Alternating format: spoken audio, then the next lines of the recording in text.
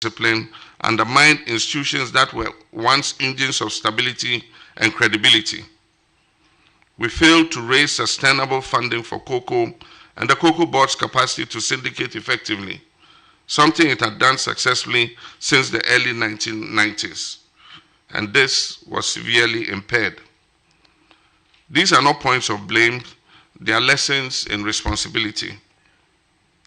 Ghana's economic history teaches us humility. We have deepened our capital markets, expanded the range of domestic bond instruments, yet we have also experienced painful setbacks, including debt distress and decline in investor confidence. Our task now is correction without amnesia, learning from both our success and our failures. I pause here because I want you to be part of the solution and ultimately part of the success story we must now write.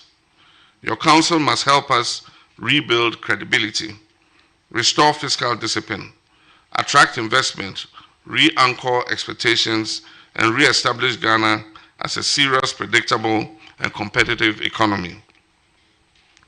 This is not simply about recovery. It is about institutional reform, structural transformation, and a permanent reset of our economic governance culture. In conclusion, members of PAGE will serve as national priorities and as national priorities and circumstances evolve. Your advice will be sought on major economic milestones, including, amongst others, the national budget, mid-year reviews, monetary policy developments, medium-term plans, and other strategic initiatives. PAGE would meet at least once every quarter, but would also meet in circumstances of emergency. There will be emergency meetings.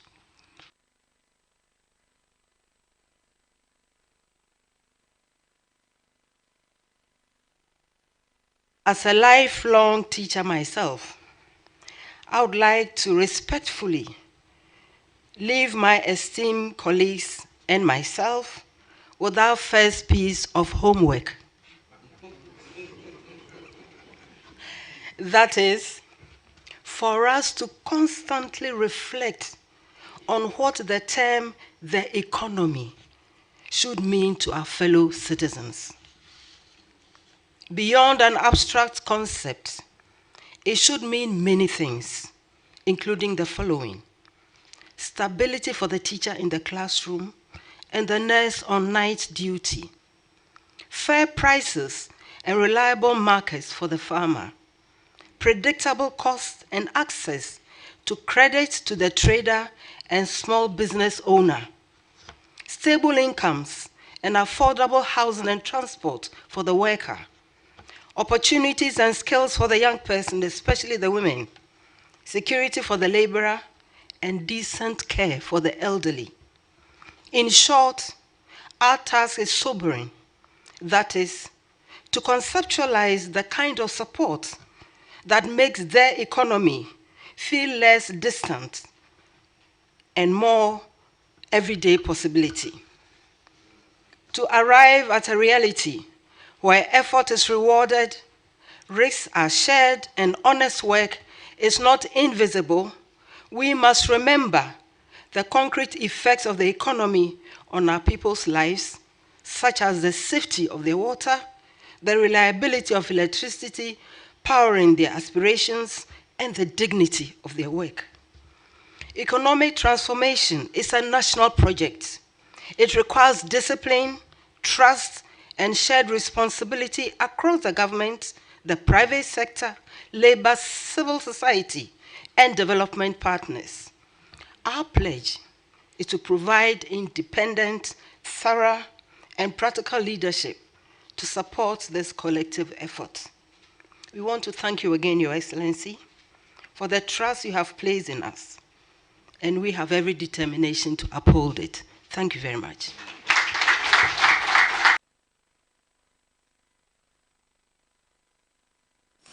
I urge you to engage our diaspora with seriousness and empathy. The Ghanaian diaspora remains a vital national asset contributing to our economy, projecting our culture, and supporting our national renewal.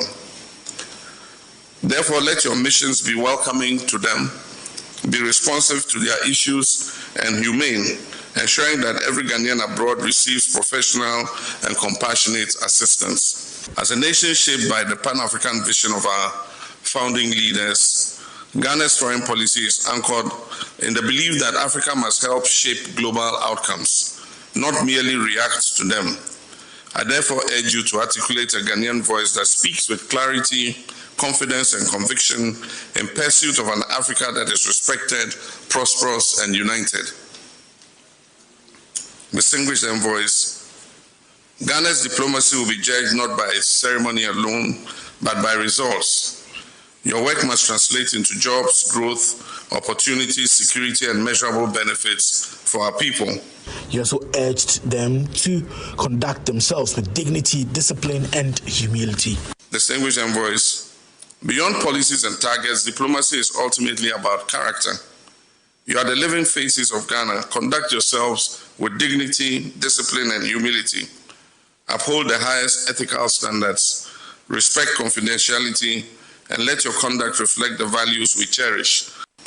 I urge you to engage our diaspora with seriousness and empathy.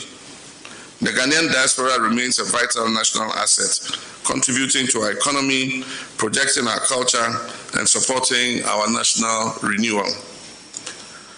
Therefore, let your missions be welcoming to them. He has labored, he has suffered to lead his people into the land of freedom. He is the Redeemer.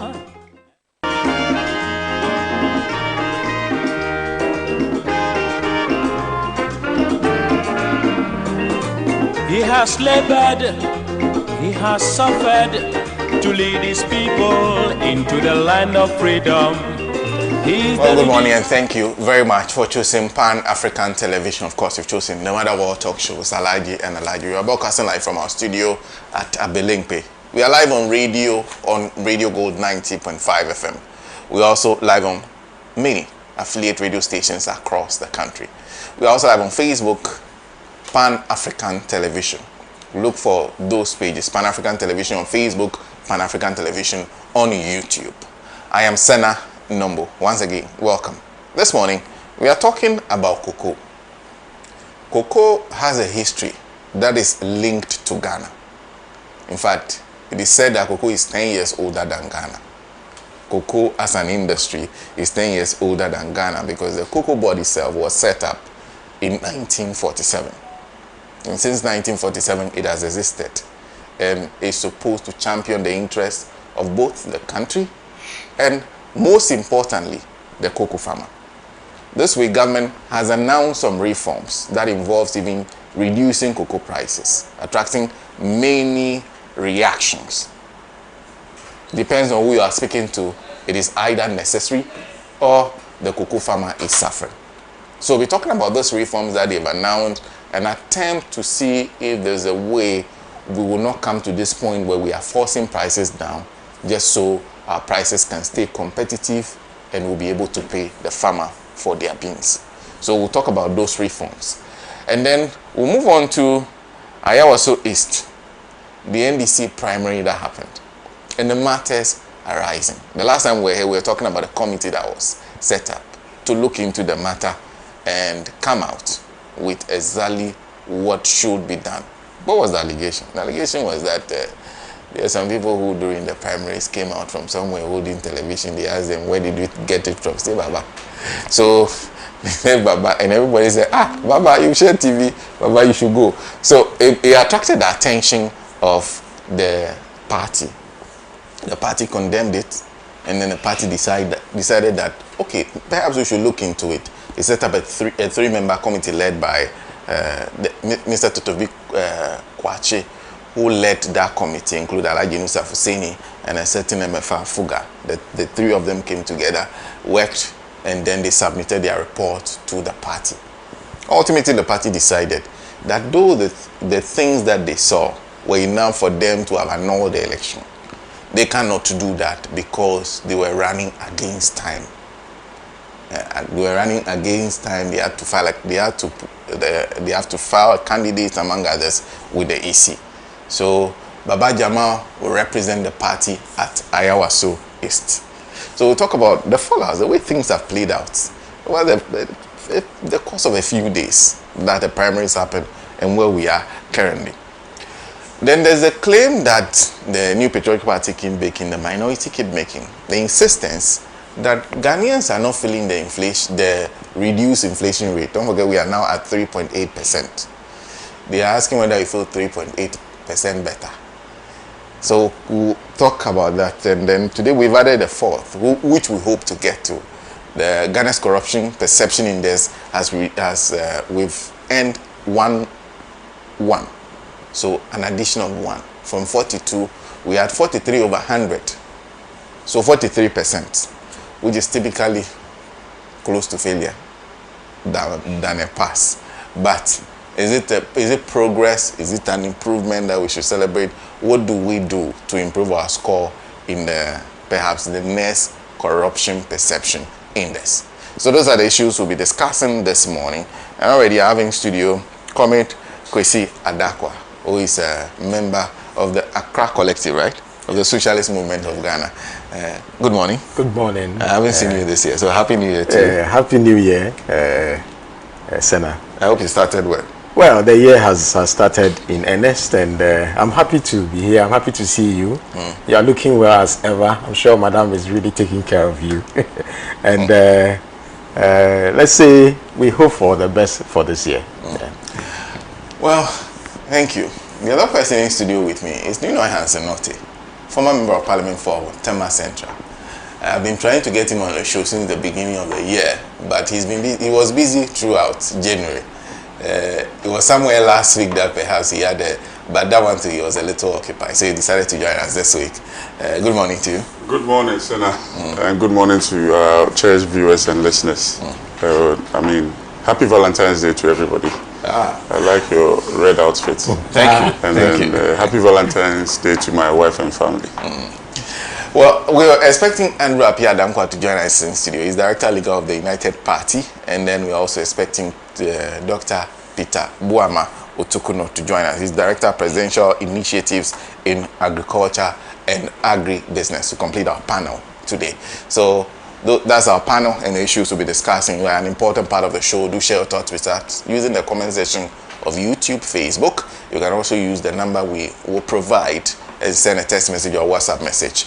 Well, let's start from the issue of cocoa and the reform that has been announced. It will affect cocoa board, will affect prices, will affect the way we fix prices going forward. Are those the reforms that we need? And I'll start from my left with Comrade Adakwa. Thank you very much. Good morning, viewers and listeners. It's always great to be here. This is a great and wonderful platform with a very rich and impactful history. And anytime we are here, we salute the pioneers who began all this. And we are also grateful that listeners, you've tuned in to listen to us. Well, cocoa, they say cocoa is Ghana, Ghana is cocoa. And if you look at our history, you will realize that cocoa goes way back, all the way from the 1870s. And the story of cocoa actually, to me, demonstrates the industry, the ingenuity, the enterprise, the hard work of the Ghanaian. Because of all the crops in this country that is important, cocoa story is that it's not indigenous to us. We didn't find cocoa here. It was a Ghanaian who traveled and came back with a seed, and that seed took hold. And when that seed took hold, Ghanaians embraced it. And in the matter of less than 40 years, between the 1870s and 1930s, Ghana had become the biggest exporter and producer of cocoa. This is remarkable. If you look at any crop in the history of this world, it's not common to find such growth in a short time. So it shows you that Ghanaians are enterprising, they are industrious. And not only did we become just the highest producer and exporter, Ghana's cocoa became premium cocoa. Our cocoa became the gold standard. So even up till today, we command a premium price for our cocoa beans because of the industriousness of our people in how they cultivate, in how they ferment and dry. These are things that shows that the Ghanaian can really achieve something world class if we put our head to it. So the conversation about cocoa is not just about one crop, but basically it's about the way of life, culture of excellence and achievement that we should celebrate as Ghanaians. I will try to take the issue from 3 angles, and the first one will be the agronomic aspect of cocoa. Why we are where we are, looking at the agronomic aspects, the planting, the cultivation, and the investments, all the things that deals with it, that makes the cocoa crop grow and the people cultivate. And then I'll also talk about the economic justice and sustainability angle of this discussion. And then I'll also talk about the political economy. That's where I'll end. So starting with the agronomic, as we speak today, I remember I mentioned that Ghana used to be the largest producer of cocoa. As we speak today, Ghana is the 3rd largest producer of cocoa, even though it is the 2nd largest exporter. The difference between the highest producer of cocoa, which is Cote d'Ivoire, and Ghana is so wide. This year we are hoping to do just above 600,000 metric tons. Cote d'Ivoire is pushing to 2.4 million just this year alone. And this is coming from a time where we used to supply over 40% of the global crop. So as of now, we are supplying less than 20% of the global crop from 40%. This is the predicament that we have found ourselves in. What happened? So if you look at the charts of cocoa production in Ghana, you realize that all the way from the 1930s until independence, it peaked in 1954-55. And since then, after Nkrumah's overthrow, we went down south. In fact, by 1977, Ghana has lost its position as the largest producer and exporter of cocoa to Cote d'Ivoire. So from Nkrumah's overthrow time all the way up till 1977, there had been a precipitous decline in the production of cocoa. And there are reasons why. The reasons are that, number one, the attention that should have been paid to cocoa production was not. In fact, our national decline, it mimics our national decline, how we don't take things seriously that are supposed to be taken serious. And also the investment and the policy environment that will make the cocoa production grow, we didn't pay attention to it. And also, when you come to other issues, the recent issues about mining, whenever I come here to talk about mining, I'm very careful not to single out what they call galamsey, because we have sustainable and unsustainable mining. I volunteered with Wakam some time back, and I remember in 2006, 2004, 2006, Ghana was allowing mining companies, big mining companies, to cut down cocoa trees at 13 cedi a tree to mine. After we liberalized our mining, and then we are now mining open cast, we cut down cocoa trees to mine. But that is not the only issue. So galamsey is not the only reason why we used to cut down cocoa tree for mining. It's been part of our mining sector, even with the big mines. But if we look at the current situation, what is the nature of cocoa production now? The farmer population of cocoa in Ghana, when I read the literature, was around 58 years. So the average cocoa farmer is 58 years. You and I know that for at 58 years, we are getting ready to retire. But these are the people tending to the cocoa farms to produce the cocoa. Secondly, the farms themselves have aged. And we were told that we had gone for a $200 million loan to rehabilitate cocoa farms. The last time I listened to the current chief executive of the cocoa board, I learned that we hadn't done even more than 40% of the hectares of cocoa farms that we had to rehabilitate to ensure that we have a future in the cocoa industry. Then we also have land availability, land tenure. In fact, something that we have postponed for a long time, that is difficult to get land to do cultivation in Ghana. I mean, if you want to do large scale cocoa cultivation, you can get a small land, or somebody is selling their already old cocoa farm, but to get a big land, it's an issue because of the land tenure issues that we have. Then we also have, in the production aspect, new agronomic practices which have not seeped down as it should.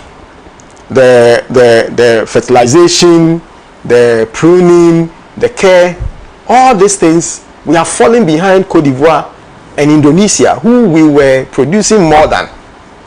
Even in some countries, they are irrigating cocoa farms to improve yield. As of now, we don't have. And there's one advantage that Ghana had in terms of our industry. It was smallholder individual farms that was producing cocoa. In other countries where they had a plantation system, which I don't prescribe to, they were able to maximize the labor productivity and all those things. But where they didn't have those ones, what they did was to have cooperatives, so that they can pool their resources, they can pool their strength to increase the productivity of cocoa in but Ghana has fallen behind in all these reforms. Of course, we can talk about the diseases and other such issues. Then what about the infrastructure and the economic revitalization of the rural areas where cocoa and other farming activities are done, so that you can keep the labor there, you can have young people staying there, water, electricity, good roads. So in the name of increasing good roads in cocoa growing area, we came out with the cocoa roads, and we found ourselves building cocoa roads in cities and towns, whereas the market access to cocoa farms were the roads there were not good enough. So the lack of purposive investment in the rural economy in terms of infrastructure has also affected cocoa. So many people who should have been in the cocoa sector are no longer in the cocoa. And people will say we are in the 21st century, so we should adopt 21st century practices. How well are we endorsing using the 21st century agronomic practices like the equipment, drones, and all those things to be able to produce cocoa on a large scale, or to be more intensive and efficient? So these are some of the issues that affect the crop itself. Then we want to talk about the value chain. Before I got here, I did a research on the total value chain of the cocoa, the chocolate sector. The whole value chain is worth almost $130 billion as at 2024. $130 billion. The part that comes to the people who produce the raw beans worldwide is only $16 billion. 16 billion. So you can clearly see that those who work hard to generate the beans have only 14% of the total value of the industry. And this is the crux, one of the crux of the issue why we are where we are today. That the government has announced a decrease in the farm gate price or the producer price of cocoa because the international market, which we have very little control over, has collapsed or has reduced, and we are in trouble. But when we say the total value chain of the cocoa crop is 120 billion, what it means is that the things that they use cocoa to produce generate over 5 times more than those who plant and export the cocoa. And this is an example that we should have learned from Kwame Nkrumah's time, because between 1958 and 1964, the price of cocoa fell by almost 80% on the international markets. So what did Kwame Nkrumah do? He set up the cocoa processing factory, even back then, so that we can now process our cocoa into the paste, the powder, and then go on to do the chocolate that today is Valentine's Day. The amount of chocolate that will be consumed worldwide, those of us who produce the cocoa, how much of that value is coming to us? Just 14%. So this is the lesson that Kwame Nkrumah learned for us, and he invested in the CPC for us to create a value chain. But we have left that behind, and that is when I was talking about the decline from 1965 coming downwards. We realized that because of the low investment and the total mismanagement, we have come to where we are. So the whole value chain and the production, you can see that there are problems at every stage. So when we were discussing when the president was discussing, the government was discussing the solutions, they are now proposing that 50% of the cocoa beans must be processed. And I'm very happy that we have come back to this, because this is the direction that we have to go. If we want to improve the cocoa production and the value and increase employment, we need to be able to have the cocoa beans processed here, not just semi-processed, also turn into the final products.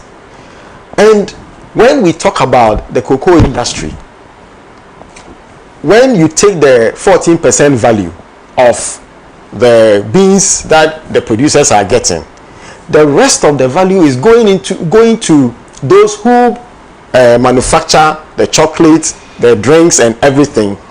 Big companies like Barry Callebaut, they are in Ghana here, Olam, and let's not forget, Olam is from Singapore, and Olam is part of Temasek, which is a state-owned conglomerate. Don't let anybody lie to you that state-owned companies cannot work. That is how come we have suppressed CPC from achieving its objective of processing and manufacturing confectionaries out of cocoa. And even countries like Malaysia, China, they are all having big multinationals involved in cocoa production and getting the value. So what stops us from going along the value chain after production to be able to get the value? I'm sure if this was the case, we would have handled the crisis better. We could have been able to say that, well, we are going to create 80% more value than what we are going to get, so we can afford to pay the farmers the prices that they deserve, which to me they deserve anyway. So I want to come back to the economics and then economic justice of this whole cocoa sector.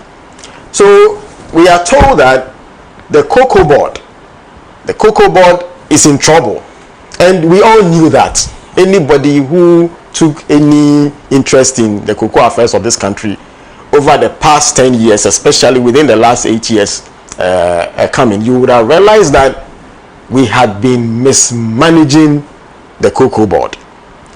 We managed the cocoa board to the point that there was a time that we couldn't even understand whether cocoa board was an investment, an infrastructure investment arm of the government, or it was just a cocoa buying company.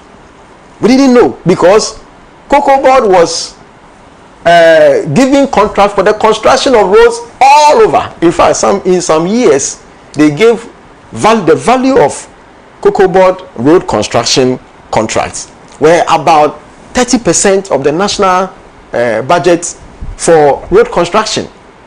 Meanwhile, according to the PNDC law 81 of 1984, which established the cocoa board, its roles and responsibilities and functions and objectives are clearly defined.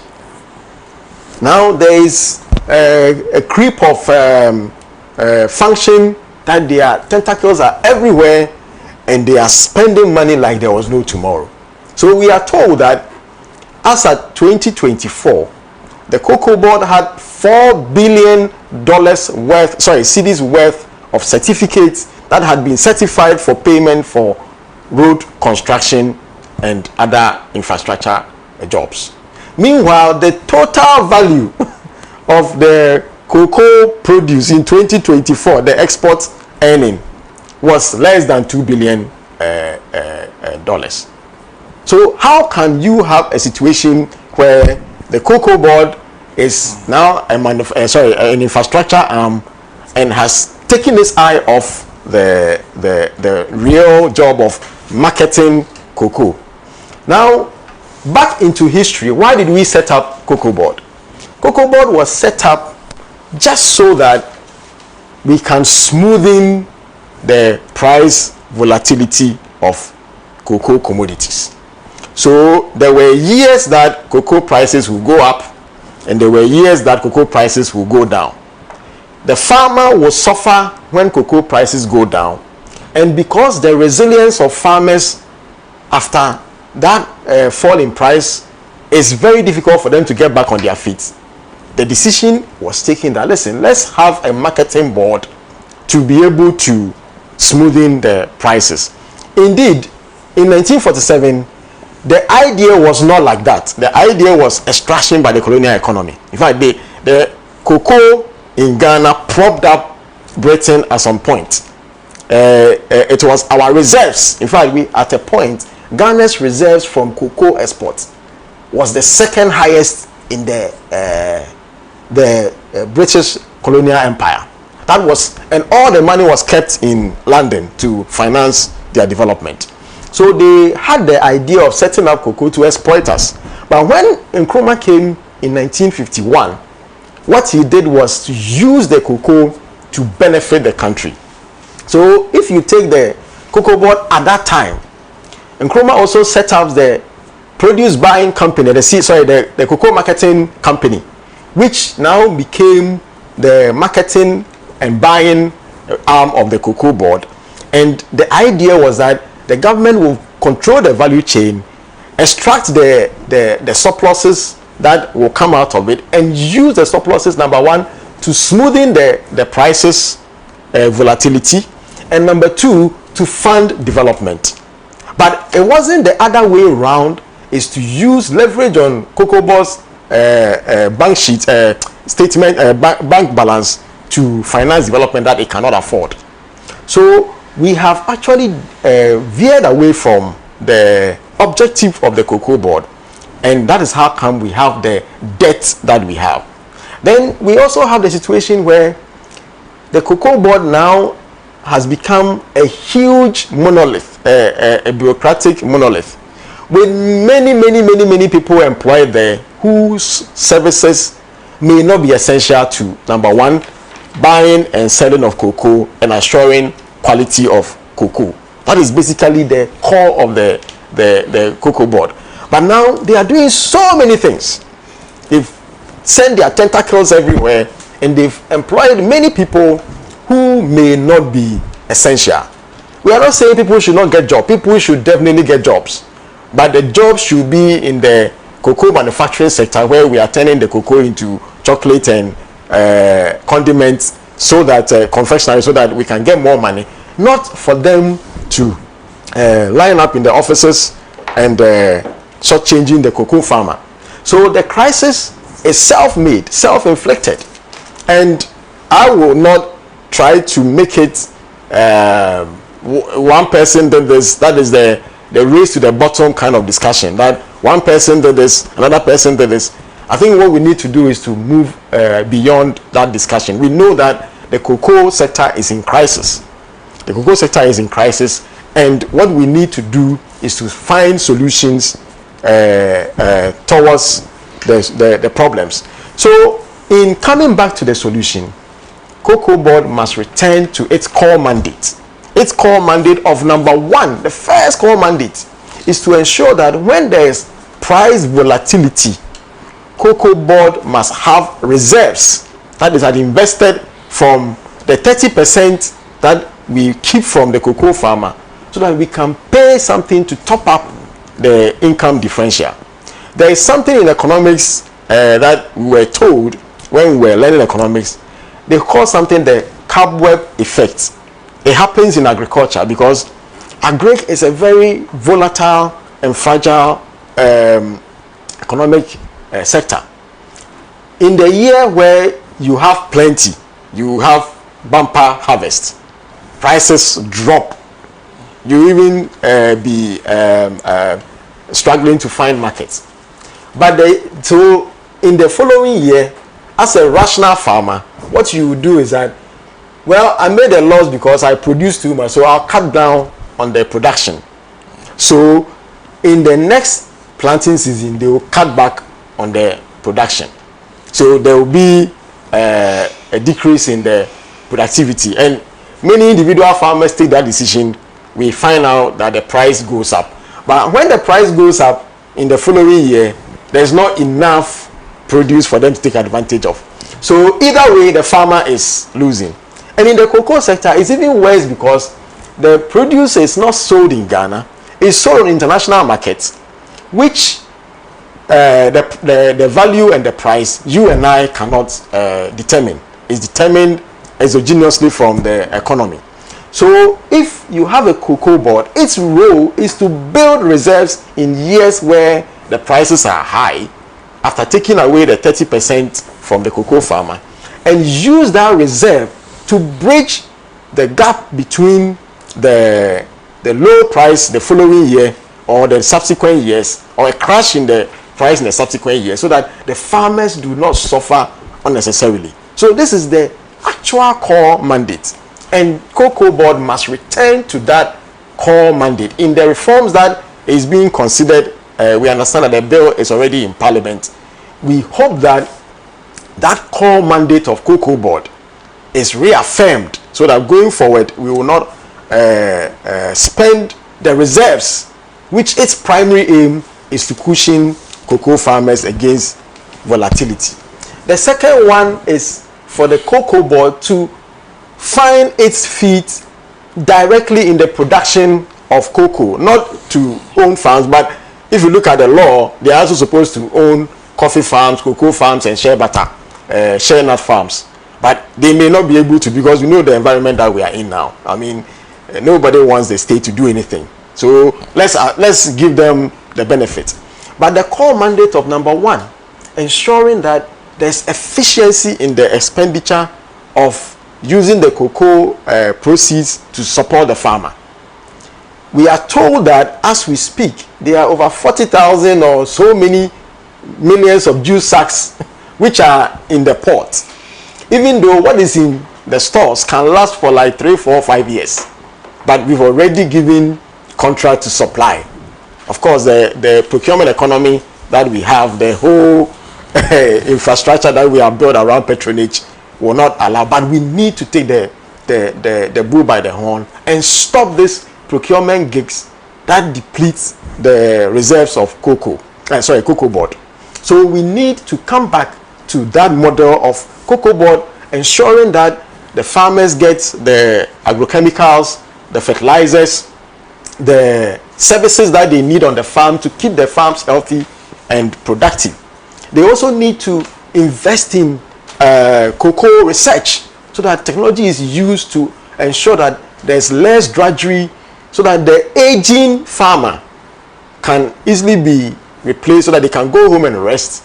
Or even if they are farming, they don't have to use high energy and drudgery to plant and harvest their cocoa, which helps the economy. So we need to come back to that.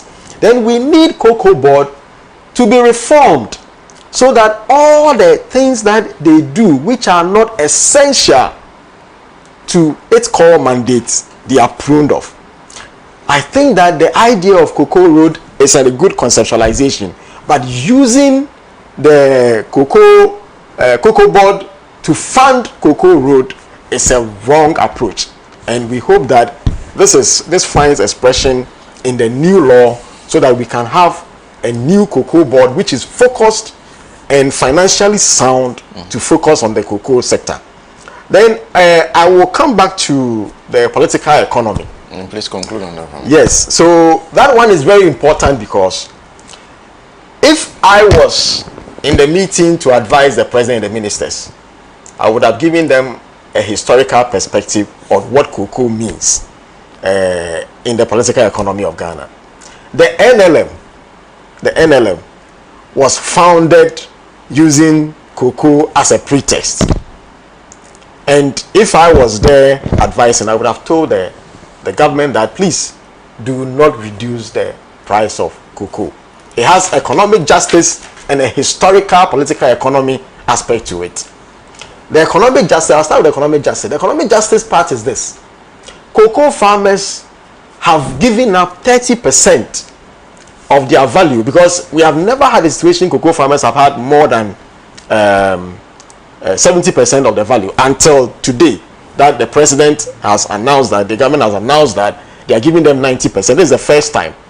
But even the first time we are doing that, we are having a reduction in the producer price midstream.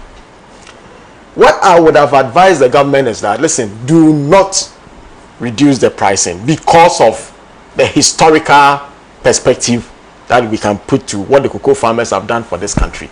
Cocoa farmers have given up their surpluses for the development of this country. So if the government brings out money from the treasury to make up for that historical sacrifice, we are even being told that what is left to be purchased, about 50,000, even if it's 1 billion cedis, it would have been a sacrifice worth its time, because cocoa farmers for a long time have sacrificed. So economic justice perspective, they shouldn't have reduced the price. But it's happened. Some of the farmers have understood, they've accepted.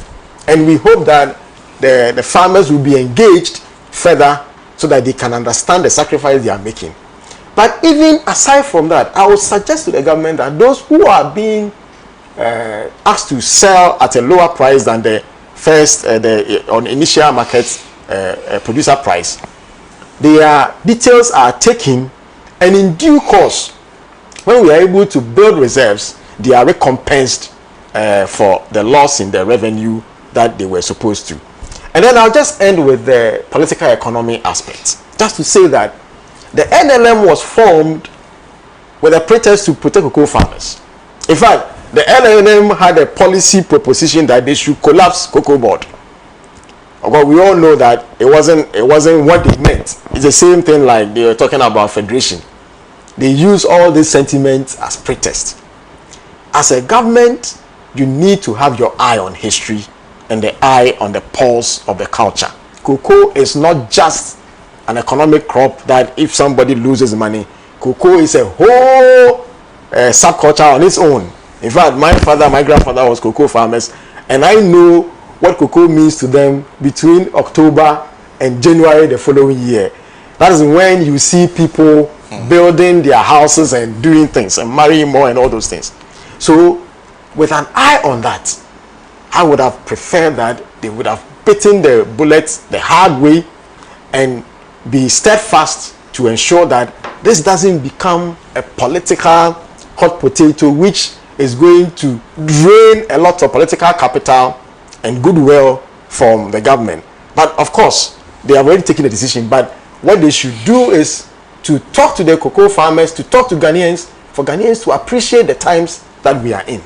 I will end by saying that cocoa is a demonstration of Ghanaian ingenuity.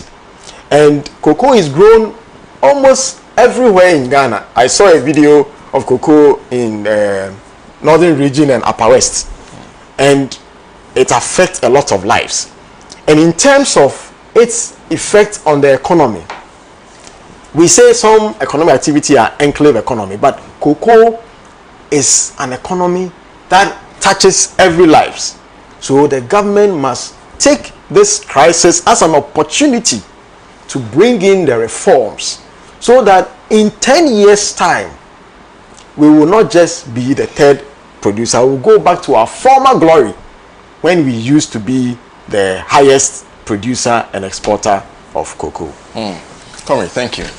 Thank you very much. Comrade Kwesi Adakwa is a member of the socialist movement of Ghana. If you're just joining us, we're discussing the matter of cocoa. And I'm sure you've been following what has been transpiring in terms of the reforms that the government has announced, especially. The biggest one that's caught attention has been the reduction in the price that's paid to the farmers. You know. SENA, good morning. Once again. And good morning to our cherished viewers and listeners. SENA, thank you so much, Mr. Adakwa. Nice submission, brilliant submission. I just want to take you from a little bit of the history. Okay. Cocoa farming started in Ghana somewhere in this part of West Africa, somewhere in the 1870s. Okay. Just as Mr. Adakwa even alluded to. We are told that Tete Kwashi brought cocoa to Ghana. He brought the seed to Ghana and laid the foundations for this industry. Somewhere in 1937, our cocoa farmers went on a strike. A long strike for about 8 months. And in that strike period, there was a commission set up called the Noel Commission. Okay. It was out of the Noel Commission that a marketing board was to be set up. So the first marketing board that was set up was called the West African Produce Control Board. Okay. West African Produce Control Board. What was the reason for the strike? The Europeans were not paying the farmers good prices, or the farmers were agitating that they are not getting the best prices from their European buyers. So the Europeans sat down, set up a commission, and created what they call a control board to control the produce that was coming from West Africa, so that the farmer or the West African producer would feel that he has a fair price for his cocoa. That was the beginning of what we call the cocoa board today. It metamorphosized into cocoa marketing board from 47 to about 79, then from 79 till now, it became what we call the cocoa board today. Cocoa board, in a nutshell, is a perpetuation of the Gettysburg economy. In fact, it's a perpetuation of colonialism. If maybe I dare say a perpetuation of slavery, because a cocoa farmer today is literally working for an European trader. You can determine the price of cocoa even 2 years before he goes to his farm. The guy that is working in the bush in Asenkrigua, waking up at dawn with his children, going to the farm to farm, dodging snake bites, insect bites and all that, is working for an European family or farmer or a European trader who maybe today is a shareholder, an European family who today may be a shareholder of a big European trading house. That is all we are doing. That is all we are doing. Cheap labor. Sometimes even child labor. My brother was talking about cocoa justice. I thought he was going to add that to it. Child labor in that industry is a big problem. Cocoa is a confectionery. You only use cocoa when after. Let me give you an example. Put a bowl of rice here and put a pack of chocolate here, and that's all that you have to eat. Which one will you choose first? Obviously, the rice. It's after you have eaten the rice and you are full, and you have you have extra income. That is when you buy chocolate. That is when you buy chocolate. So when I say that cocoa is a perpetuation of slavery, it's just like plantation slavery. This time we are not carrying the people there. The people are on their own land and are farming as slaves for others. When you look at the value chain of cocoa, the farmer gets 14 billion, if I'm using his numbers. The big chunk of the value is not owned by us. That farmer there will not benefit from that value. You know why? Because when you go on the bus in London and you see, or the tube station, and you see a child with running noses picture on the wall, with an African child, there's always an African child, with running nose, with his picture on the wall, it is telling that European child that, these people, no, you can't even eat their food. So you make all the chocolate in Ghana, and those kids will never buy. They will eat Cadbury. So that value chain, that is why for a long time, when Kufuor was forcing Barry Callebaut and Co to set up here, people didn't understand. They said, we can develop our local industry to a certain level. But I'm telling you, when it comes to things like confectionery, Switzerland doesn't produce chocolate, but everybody buys Swiss chocolate. They don't produce cocoa. Everybody buys Swiss chocolates because they believe that, the Swiss are clean. They are going to eat good food. No European kid is going to eat a Ghanaian chocolate. We export some, but we struggle to export. It's people who understand the value who buy our chocolate, maybe our dark chocolate because it's good for the heart and all that. So, SENA, there's a whole, we have not changed the status quo with even the cocoa board that we set up. And that is the foundation I want to lay. Before I come to the issues of trading and agribusiness and all that. So, cocoa and its derivative of chocolate is not the most important economic tool that we need as a country. No. If I had my way, 90% of our cocoa farms would have become plantation farms. Vice versa to what he's saying.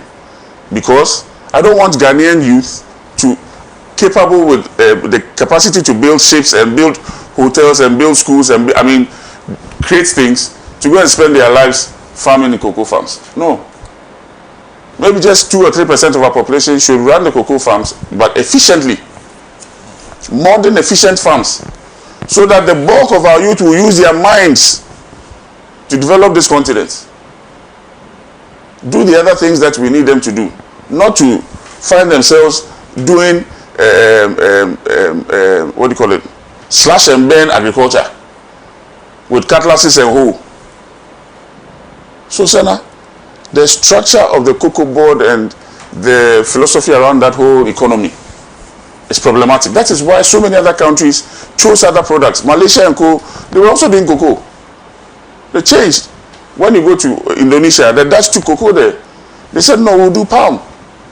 Because every meal under the sun has a little bit of oil in it. Every meal. If you fry kose in the morning, there's palm oil. What you call frito, it's palm oil based.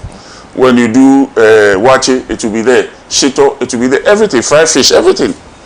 So they chose another product. Cocoa supports rural economies, or such agricultural ventures support rural economies. So those, all these countries started from that base. They tried to build an agrarian economy and then move quickly into industrialization. That's why Malaysia and Co moved into industry. Because the value of, let's say, garments, the garment industry in a country like Bangladesh, garment gives them about $30 billion a year. Employing over 18 million people. Half the population of Ghana in one industry. Can you compare that to cocoa? So when I say it's perpetuation of poverty, I'm not being cynical. Or slavery, I'm not being cynical. I'm actually doing a comparison between other jurisdictions and what they have done. Why do you think that the Asians decided to move away from agriculture and go and do manufacturing and compete with Europe and compete with American manufacturing? Very small population is in agriculture. In America, just 4% of the population is in agriculture. And yet they feed the whole America and feed the rest of the world. And then when they have eaten and their bellies are full, they buy our chocolate. So, SENA, these are the problems. Even the inputs of the industry. The inputs of the industry. Jute bags, they come from Bangladesh and India. That's where we buy the jute bags from. There are families whose businesses have been supplying jute bags to Ghana for the last 30 years or 40 years. And every year, that is what feeds their family, and that's how they pay their kids' school fees. We've never been able to develop indigenous jute manufacturing. There are jute factories. People have tried. But because of the political beneficiaries that are in there, we have never been able to allow those industries to grow in Ghana. So I can show you 3 or 4 jute factories.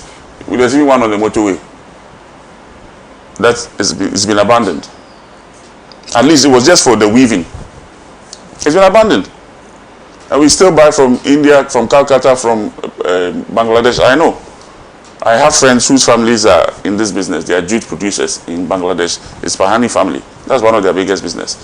So, even the fertilizer that we apply on our farms, for the last 60 years or whatever, since Cocoa Board was set up, we've never been able to build an indigenous fertilizer industry so that we can supply the fertilizers that we need and even export to our neighboring countries, just in our region.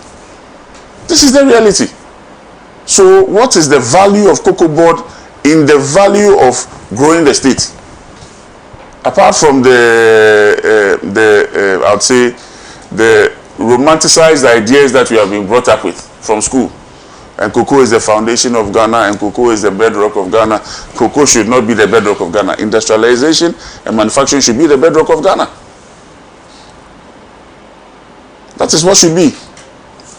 SENA, I used to trade. I'm a trader. I used to trade both physicals and I used to trade futures. I set up a company in the UAE a few years ago, prior to Parliament, as a trader, a proprietary trader. So I've been in this business before. I know the traders. He knows me. I know the traders. I used to trade petroleum products. I trade garments. I've traded, what do you call it, agro products before. Soybean meal. I have friends who are traders in Chicago Mercantile Exchange. I visited them there before. They used to have what you call pits. You know, pits. So when you go into a pit, they are maybe trading pork feet, this, that. That's just one product. There are thousands of products being traded, including cocoa. I know people who are trading cocoa their whole life and I've never seen a cocoa bean. They've never even been to Ghana. I know traders, Alan Rothman and co. They are big traders. They trade our cocoa every day. They have never seen a cocoa farm or seen a bean before. They trade just the receipts, the futures receipts. So you promise to, it's a contract, like they trade the contracts. So I get the contract for 10 cedis, I sell it for 15 cedis, I make 5 cedis, somebody buys it for 5 cedis. The whole contract says that at the end of the day, on this specific date, you would give me the product. That's all. So when we say futures contract, that's all. That's what it's all about. That's all it's all about. I've been in that business before. I've been in that space before. So what has happened to Cocoa Board today is a pure trading decision mistake. It's a decision mistake. It's a trading decision. You took a certain position on the market and it went against you. Based on the information that you had, the historical information that you had, you took a certain decision and the decision went against you. That's it. Whether you went long on the market, you went short on the market, that's it. You have made a loss. But we have a situation where Cocoa Board is not able to take the loss and wants to pass the loss to the farmer who has done nothing. Nothing wrong. He's trusted you as a trader, giving you all the rights, giving you all his life, giving you all his sweat, giving you all the produce, because you are the only buyer in this market. Even the LBCs are funded by you. You fund them to go and buy. It's a pure monopoly. And then the European traders who buy from you are sitting there and watching. Today you can even have satellite data on all the cocoa in Ghana. And you can know the volumes that will come out next year without even moving from your table. There are specialized companies that do that. Some of these, young Peace Corps people that you see coming around, walking around, you think they just work, they like living in the bush for nothing, or they stay in our villages for nothing. No, they are doing research. Some of them are doing research.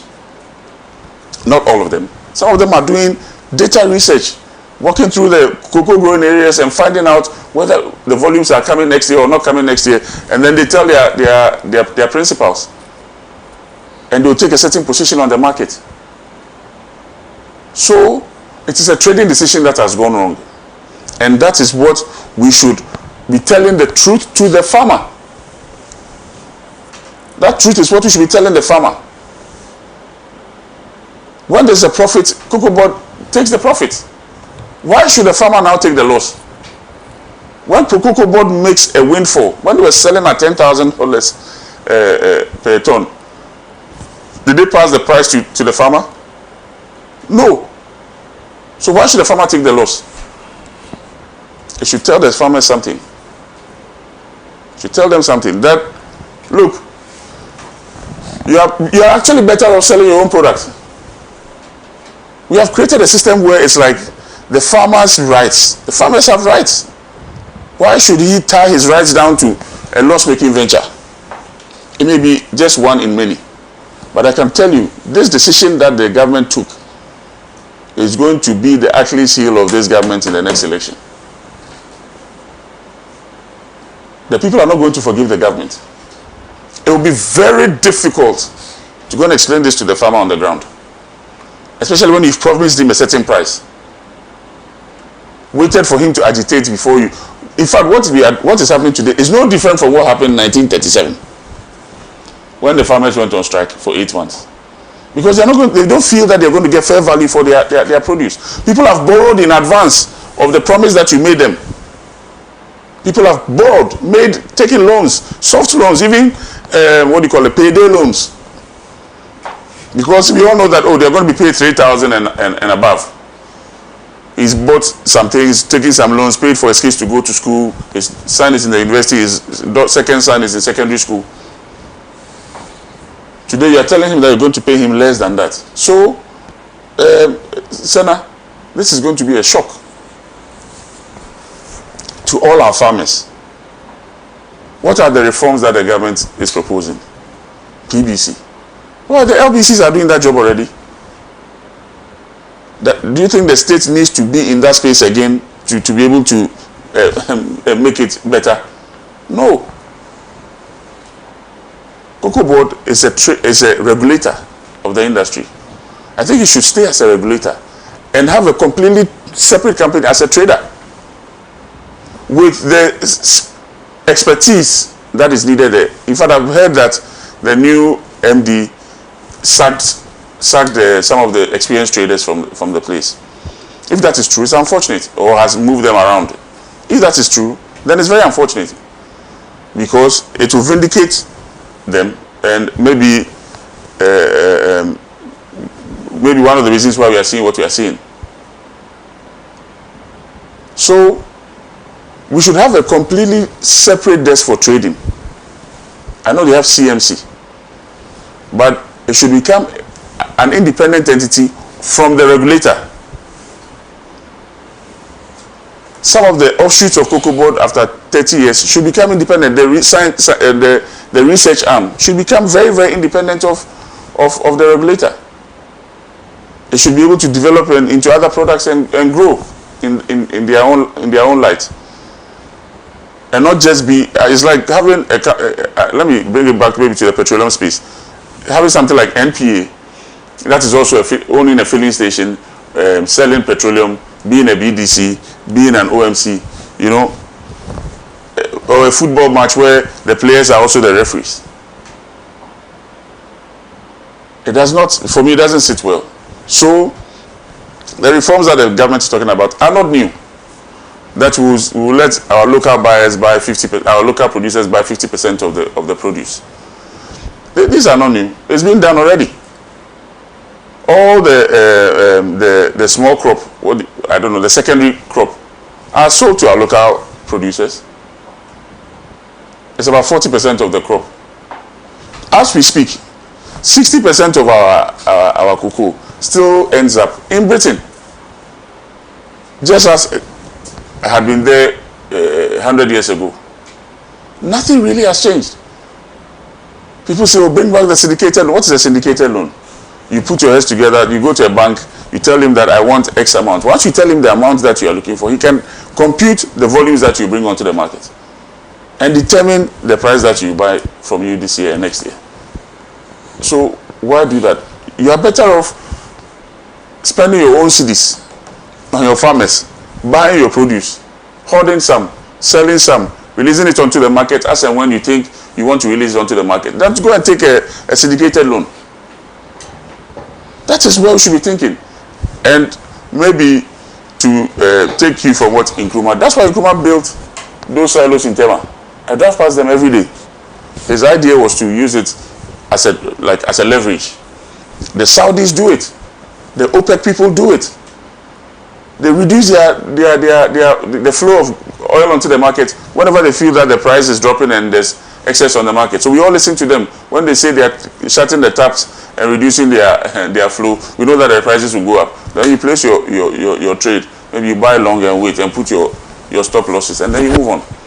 So this is what we should be doing, especially when between us and our neighboring country, Cote d'Ivoire, 60% of, the best cocoa in the world is from between the two of us. Regardless of all the issues that I've raised, including priority of what you would use your resources for. So, SENA, my colleague here, said a lot, and maybe took the wind out of my sail. I don't want to take too much of your time, but he also made mention of something that I want to draw our attention to, about Olam. Olam was started in Nigeria by a trader. Came to sit in Nigeria. He was working for his uncle, an old Indian man. Now he's an old Indian man, but then he was a young man, 27-year-old. His uncle brought him to Nigeria, and he started selling. He didn't go into the oil space where everybody was fighting for. He went selling or buying cocoa, all the other things, palm nuts, all the other things that people in Nigeria were discarding because they preferred to follow oil or crude oil. And then he built Olam slowly, started from Nigeria and expanded. He moved it to Singapore because Singapore gave him a very good, tax opportunity. So he moved it to Singapore. And then Temasek invested in it. Obviously, if you are climbing a good tree, people will push you.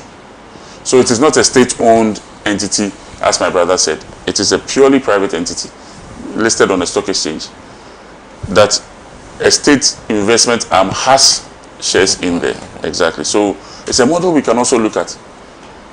We can develop our own LBCs to become like Olam and let them move from not just buying cocoa, but maybe buying other things, including soya bean, palm kernel, all those other things, and develop themselves locally as well. So, SENA, beyond this, we should also look at the wider implications of, let's say, even government buying cocoa at this stage, when the government wants to actually keep inflation at 3.8. You know, the government is trying very hard to keep inflation at a single digit. How if government is to pay them that much, maybe 6,000 per ton, as he had promised during the election last year in 2024, the NDC government promised the people of the farmers of Ghana, or cocoa farmers of Ghana, 6,000. And the prices at the time. Obviously, at the prices at the time. So, but if they are even to pay the producer price that they gave them this year of 3,000, it would affect this single-digit inflation that we want to target. The 3.8, it will affect it because there will be a lot of cities on the market chasing fewer goods. In fact, the whole idea of this government's economic management is to mop up cash from the economy than to pump in cash. So it is going to have an effect on inflation targeting, which I think is one of the reasons why, maybe the unpublic reasons why the government is not in a position to pay them fully. Beyond that too, also to meet IMF's requirements for us to exit the program. The inflation targeting is part of the requirements to exit the program. So all these factors may have contributed to the decision to reduce or give the farmers this haircut. Just as my brother said, if we are to look at it from a very broad perspective, it will be very unfair on the Ghanaian farmer, especially the cocoa farmer, for the sacrifices that they have made over the years, the wealth that they have brought to this country. At least in every year, it's about $1 billion to $2 billion worth of hard cash that comes into our economy from their sweat and tears. So the government should have looked at that and used that as an excuse to meet them and pay them what he had promised, so that joy of waking up in the morning to go and sweat on the farm and work hard for the people, for us, would continue. Farmers would be able to, be happy to wake up in the morning and go to work, so that we would all benefit at the end of the day. We have all benefited one way or the other from cocoa. Many of us have benefited from cocoa scholarships, even though we have not seen cocoa farms before, worked on cocoa farms before. Many of us have benefited from cocoa scholarships or cocoa hospitals. In fact, the closest cocoa hospital, one of the biggest cocoa hospitals, is very close by us. It's here in Accra, and there's one in Sefi. I don't know whether there's any one in the eastern region. Cocoa hospital. I don't know whether there's one in the north. What do you call it? The other cocoa growing areas. OT. Central region. Yet people in Accra are benefiting from it. We want the managers of Cocoa Board to also take a haircut and show solidarity with our farmers. They should also take a haircut. Maybe something similar to what SENA has on his head. Sakura. Yes. So that they show solidarity with the people of Ghana and the farmers at this very difficult time in their lives. SENA, on that note, I would want to bring my submission to an end and allow my colleague to also continue. Thank you. Thank you very much. Thank you. Well, this is okay. In case you join us, that's Nino Hansenote, with someone member of Parliament for Tema Central. On the discussion on cocoa, just about 2 comments from Facebook. Says this from Eric Okusefano, says, "Sena, good morning. I support the cocoa industry reform bill by the government's value chain retention policy. The colonial government gauges back new colonial economy must be dismantled and buried with its variants. We must serve probity and accountability on those who ruin the cocoa industry." And goes ahead to mention Hackman, also Mr. Edu, CEO of Cocoa Board, and inside this former governor of the BOG. There's Francis Gordon, who says, let us put all the good ideas together to save the cocoa industry. Cocoa has been the blood that's been running Ghana's economy for a very long time, and we cannot afford to let it down, but do everything right to save the industry. Happy chocolate day to all Ghanaians, and of course there's a happy Valentine's Day. Then one on YouTube, this one says, usage of cocoa is not only confined to confectionaries as chocolate, but also widely used in pharmaceutical, cosmetics, and is it medicine production, you see? Thank you very much for sending us. And this one also says, okay, someone saved money for over 30 years, and Ofoyata and Adudankwa gave them a haircut. Some are in their graves. You are saying haircut. So I think he's responding to you. Well, lawyer. Good morning. I'm a bit colorblind. What's the color of your is it How about you wearing glasses? Your glasses does not cater for the... I said I'm colorblind. Okay. Okay, so He has confirmed. it's ready. I just want to be sure. Okay, so happy Valentine's Day. Happy Valentine's Day. SENA is really spending the Valentine's Day. Happy Valentine's Day to all your lovely viewers. And good morning to Adakwa, comrade Adakwa, and my brother Ni. But I've enjoyed both of their submissions. Very, very deep. And I must appreciate Adakwa's in-depth knowledge in the cocoa and Ni's in fact, when I listened to me, the only question I asked, I just had one question. Why is my brother not with us? And he's there. You understand? Because apart from the bit where he sought to heap some small pressure on the current administration, which in my honest view is unfair, I agree with everything he said. And everything he said is what Alan Chemantin and when we were moving for change and when we were UP has been saying all this while about the need for us to diversify our economy.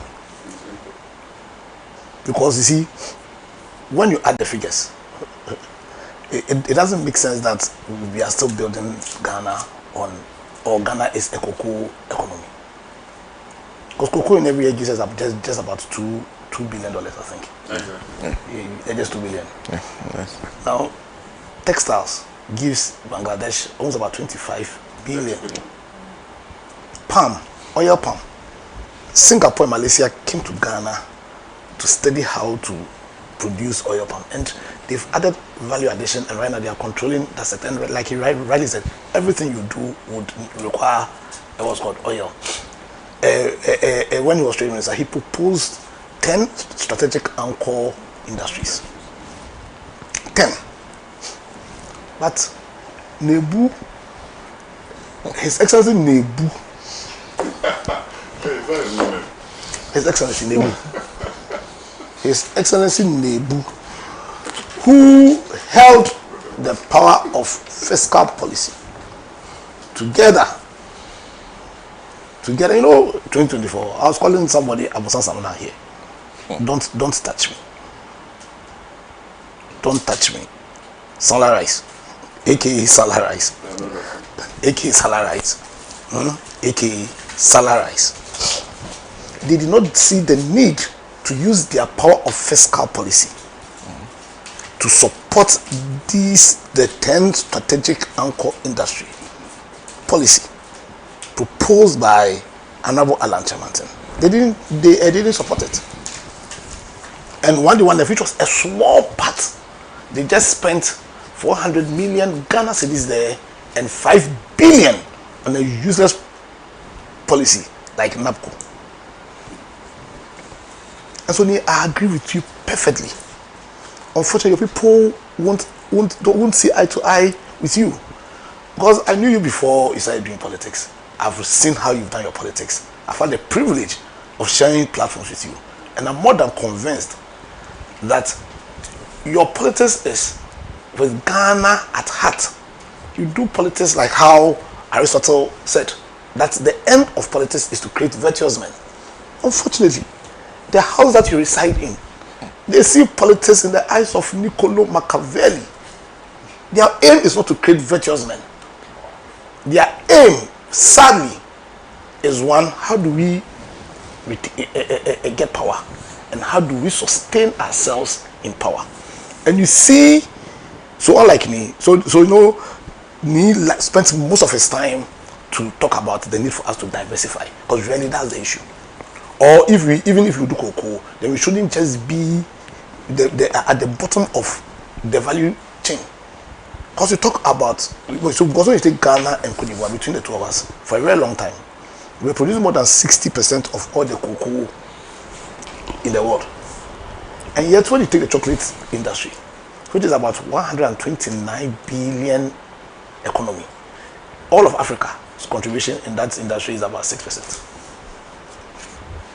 All of Africa, our contribution there is, or what we get, what we benefit, our benefit is just about 6%. And so simple common sense will tell you that, listen, it's not about just doing the cocoa, but there's a need for us to invest also in value addition. Now, you know what is even more confusing and very sad and makes our politicians, the fact that they have not seen the wisdom in going to value addition, is the fact that you see, when you go to the chocolate industry, they have what you call the Cadbury standard. So every cocoa, every chocolate has, they measure the quality of your chocolate by the Cadbury standard. And do you know what determines the Cadbury standard? How much of Ghana's cocoa is in your chocolate. So the more of Ghana's cocoa that is in your chocolate, the more quality the presumption that your chocolate, not presumption, because so that's how that's how they keep standards. And we in Ghana, the contour of our chocolate, of our cocoa in people's chocolates determines the value placed on your chocolate. And yet, how much have we played in the chocolate industry? Yesterday, I listened to the Minister of Agri. He said that as in the factories in Ghana totally has the capacity to produce over 500,000 tons of cocoa. Now the capacity now, I know, because some of the machines is about 300,000, and yet they are unable to produce because there's no bean for them. So you go to Barry and the rest, they import beans to produce. And I can tell you that all these things largely happen under the watch of NOMBO. I can tell you they happen under the watch of NOMBO. NOMBO came to meet Cocoa Board. And here, once again, let me say this. I agree with your views also about Cocoa Board and how if Cocoa Board has really been impoverished. I agree. That notwithstanding, when NOMBO took over the reins of government, Cocoa Board had a profit of, sometimes we say equity, we confuse the grassroots. It's profit in Faso, profit of 1.8 billion. When NOMBO left power, the losses at Cocoa Board amounted to 32.5 billion. Not so. So where the problem right now, and then again I must also agree with my brother here. When we go to the Cocoa Board, it's our trading. Yes. One of the fundamental, and you know he spoke about futures, about forward contracts and all. So you agree you agree a contract to perform at a future date, but you agree on the pricing and on the now. Yeah. And so you can make mistakes there. So they entered into a futures agreement, agreed on the price, I think 2,500. And by the time you realize the price had moved up to about 10,000. So that 10,000, we didn't benefit, did we? We didn't benefit. You understand? Who took that decision? Under which watch? Under which government's watch? Was it GM? It was NOMBO's people. It was NOMBO's people. You understand? But because they left Cocoa Board at a loss. Why? Because when they get the money from the cocoa, they then decide, because you see, cocoa for a very long time, cocoa for a very long time has been the backbone of our fiscal policy. For a very long time. You see what cocoa rows, they spend some to go and do cocoa rows. In fact, the rows we are not seeing them, but they claim they've spent money there. Then they spend some of the money to go and buy jute bags. You understand? In fact, they sometimes to do their parochial policy, they can buy jute bags for like 50 years. You understand? Do all manner of projects without taking care of the people who are directly in the chain. And when you do what's called a relativity analysis of the world market price as against how much goes to the cocoa farmer, then the only conclusion you can come to is what moral authority does the NPP have to be organizing the press conferences they are organizing. And they organize their press conferences, and the analysis they make is not up to even 10% of what my brother Nee here is talking about. And that's what I'm asking, why is he there? He should join us, because I can see that in terms of his philosophy about governance, in terms of his understanding, he aligns more to us than to them. I'm telling you. Oh, which one? From last week have taken over. From last week have taken over. They don't even understand what they are doing. Oh, don't touch me. You know, don't touch me. Comes down, Samana. Don't touch me. Don't touch me. The round one. He's the one now leading. NOMBO left the party to don't touch me. And he's leading. You see the what's it called? The kind of Machiavellian press conferences they are having. Because when they saw the problem they largely caused, they saw an opportunity to spin the issue without proposing reforms, so that they can make this government unpopular. Then they will have a best chance of coming to power again. To do what? I don't blame them. I don't blame them. When you come to power from 2025, and when in your first State of the Nation address, you tell us that there's a 32 billion loss. When you, fortunately, you were the same president, when you were leaving, there was a profit of about 1.8 billion. And you do not ask for any forensic audit to be done. You do not ask. Then these people, who are the masters of propaganda, they've mastered the art of Machiavellian politics. Then they'll spin it. They'll spin it and heap fire and brimstone on you for a problem they caused without thinking about solutions. So I saw yesterday, I saw the reforms they proposed.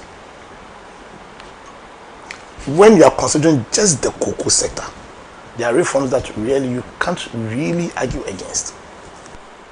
Because even now you are telling us that there's a guaranteed 70% of the price to the farmers as in base. You are telling that there's an automatic adjustment. They are positive steps. But if you are thinking like me is thinking, I'm thinking. Then, and when you look at the bigger picture, then you cannot talk about just these reforms without also tackling the issue about the need for us to diversify our economy. But that's the bigger problem. That's the bigger problem. That's the bigger problem.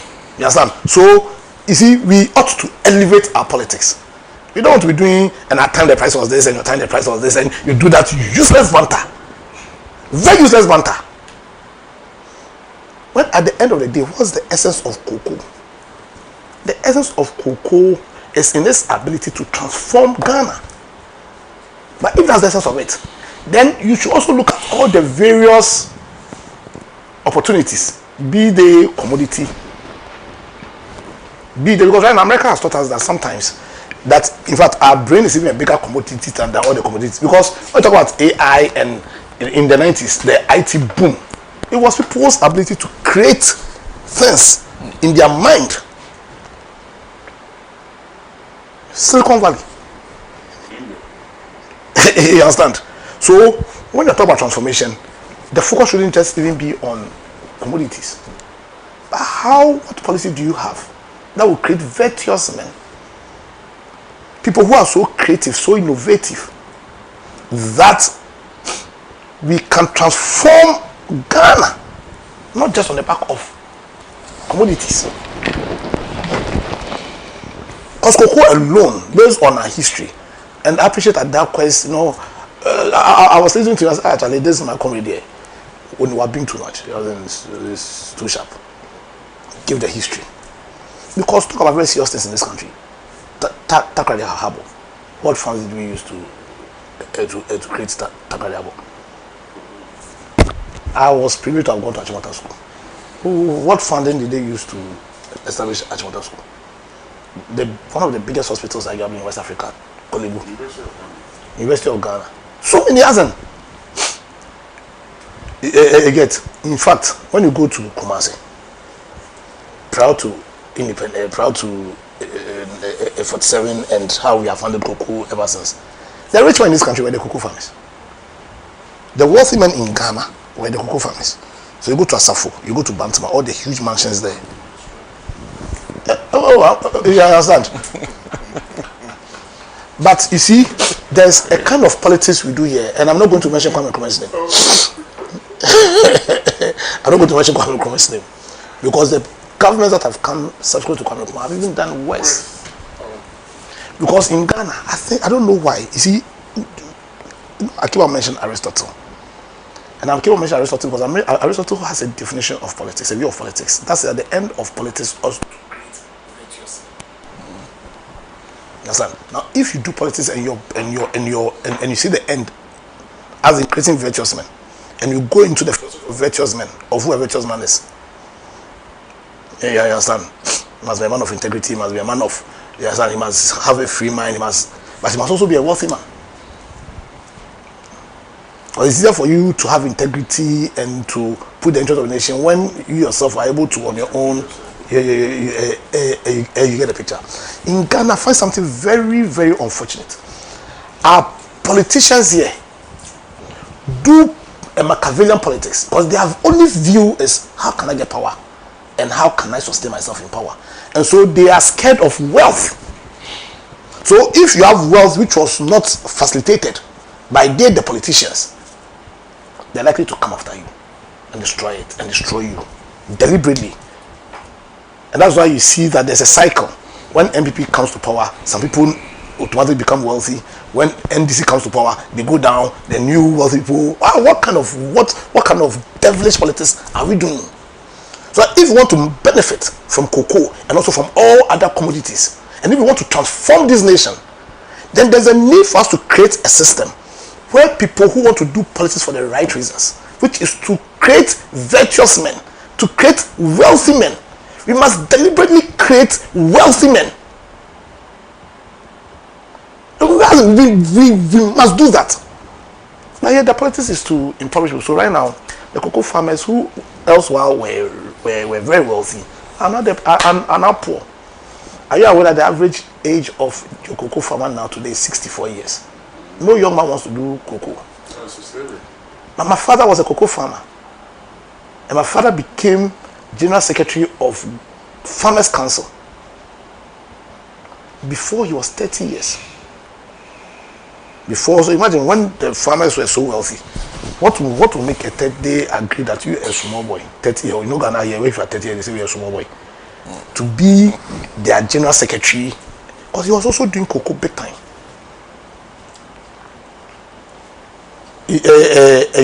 But we've destroyed them because of politics, because of our Machiavellian politics. We have now no young person wants to do cocoa. We see the Galamsey issue. People are selling their cocoa farms to Galamseyers. Why? Because we all want to be virtuous men. We all want to be wealthy people. So if he thinks that Galamsey will give me more money than the cocoa, and we have very weak systems, so government Galamsey, which is a criminal activity, the government is so weak that it is unable to enforce the law. So they'll sell their farms to the Galamseyers. Because when you do cocoa, like my brother said, slavery, you become poor. What kind of country are we building? And these people, Nebu's descendants, Nebu's assistants, who helped Nebu to destroy Ghana and the cocoa, who have the cojones to be organizing press conferences. But don't do that. Listen, his Excellency Johamma, I know it's better late than never. Let them investigate them. Just scratch your back and scratch my back politics we do here. Scratch your back, then you scratch my back. Now because they are spending this on you, now you see the need for you to do an investigation. The problem is that investigation may lack legitimacy. Because people will start questioning you. But if they had not raised the issues they were raising, would you have seen the need to go after them? When you're operating under a constitution, who has as one of its fundamental principles the principle of probity and accountability, you have to sit down for these people. Just imagine, do you know how much it will cost to set up a world-class plantation, cocoa plantation? Let's take the production side. About 5 million USD. World-class, big one, huge one. Nebu spent 97 million to dig a hole. 97 million to dig a hole. So you do the calculation for me. You are the engineer. To do it here. So imagine 20 world-class farms. Do you know how much it will cost to do an ultra-modern, huge cocoa chocolate processing factory? About $200 million. That's very big. For medium, very caliber size. Yeah. So Nebu will just add $100 million to it, and we'll have a world-class factory. But he dug a hole. He dug a hole. The hole is still there. $97 million. $97 million. and his cohorts. You see, Dwight Eisenhower said that leadership is about having a vision, a dream, and be able to identify the right people to carry that vision through. See, at least with me, listening to Nee, and it's not because Nee was my client and he's my friend. But one of the things I wanted over the last 4 or 5 years, because you see, when you're also a political party, you want to create a situation where there'll be proper handing over to the next generation. So you have a very young man, very sharp, and he's not just sharp because he's read books. He's sharp also because he's actually handled the things he's saying. Why did they not make him a minister? No, so if you consider some of the people who are ministers, and this is, I'm not disrespecting anybody, because we need to build a country that's based on meritocracy. Because see, when you have the right people at the helms of affairs, and they do well, and the right people will be likely to do well, who does it benefit? Does it benefit just them? No. But see, the spirit of Nebu, the spirit of Machiavellian, that spirit, it does not want correct people. Because how can you tell my brother here that in spite of all you know, everything you know, in spite of everything you've practiced, do contrary to everything you know, you won't agree. So they will relegate, and they allow certain people, or I don't mention names, because the NAPCO policy, if I tell the person who advised the vice president to adopt a policy and they found a new code NAPCO, you'll be shocked. Stuck illiterate. Who says, how much is the person's name? Because of lawyer-client relationship. Well, that person was my client. A very senior man in the NPP. But stuck illiterate. So we can't create jobs. What if we do a system where we giving young graduates 700 and then they fund anything for it? NAPCO. That's how NAPCO was established. And these people have the cockroach audacity to be organizing press conferences to say what? Well, it's better late than never. We may have gone round, but at some point in time you must draw the line and say, let's start. And that's the basis for the reforms. See, I personally think that is not enough. But if I'm doing politics of comparing, that is better than anything they did. Because ordinarily, then we should go with what he's saying. And Allah has been saying this for a very long time. He tried under President Kufuor. And people within the party, within the boost cohorts, they fought against it. But remember that under the President Special Initiative, there were plans to have this palm plantations, the cassava, garments, and all the. How did those positive agendas, why did they struggle? It was not because of the NDC in opposition. There were people within the MPP who felt that, hey, if we allow this young man to carry these things through, then there's no way we can challenge him if he says he wants to be president. I'm telling you. And there are things I have. See, sometimes I wonder why people must write books. My own brother Anti-Imperialist must write a book and must tell Ghanaians, the saboteurs, not just within MPP, but within Ghana. Because Ghana is the only reason why we should do politics. And so if you are talking about your internal party struggles and say, no, if you allow this young man to use his wisdom to the benefit of everybody, yeah, you understand? I'm not in the same party with me. I want him in my party. But in future, if you say, because of, from what I personally know, and me personally said that, at least I want my supporting him. Why? Because the only reason why we ought to do politics is Ghana. And so if you have the ability, you have the commitment, you have the integrity, and you have the vision, and you pop your head up, we shouldn't have a problem supporting the person, irrespective of their political coloring. That's how we should do politics here. You understand? But you see the negativity. So I'll tell His Excellency, we support your reforms. Even within the cocoa sector, I don't think it's enough. Because you should, that the monopoly you spoke about, it's also a hindrance. You can buy government can buy the cocoa, but allow the farmers also to do their personal trading if they have the capacity to do. Don't force everybody to by force sell their cocoa to you. I even think that if it flies against the constitution, the property rights under the terms of our constitution. So they must do proper deregulation. But so and that's just with the cocoa. And they must, as a matter of urgency, also think seriously about diversifying our economy ahead in the budget. And they had a plan for palm plantations. Yeah. That's a very positive step. Very positive. That's if I'm doing comparative analysis between Nebu and Abosam Samana on one end, and His Excellency John Mahama, it's like day and night. Too. It's like day and night. You shouldn't even compare. What next would you have to compare? 97 million whole. 97 million whole. You shouldn't even compare. So, not to take our time. You see, the people of Ghana, at the end, we are the repository of power, of sovereignty. And we have the ability to alter how politics is done. That's why I keep on talking about the rights political culture. It's at the foundation of all of this. Because if it's a true democracy, then we should have the power to tell politicians how we want our politics done. You understand? Let us take hold of this opportunity. Let us create an environment which would promote or will create more people who do politics that has the interest of Ghana at heart. People who do politics with the focus of creating virtuous men.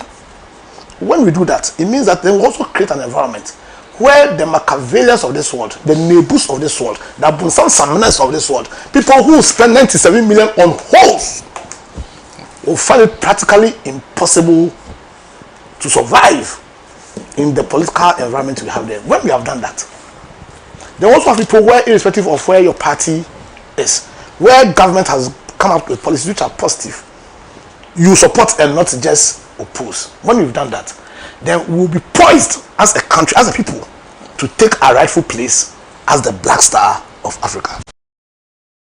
Thank you very much. We don't have Dr. Peter Bomo, so we'll conclude on this particular topic and move on to the next one very shortly.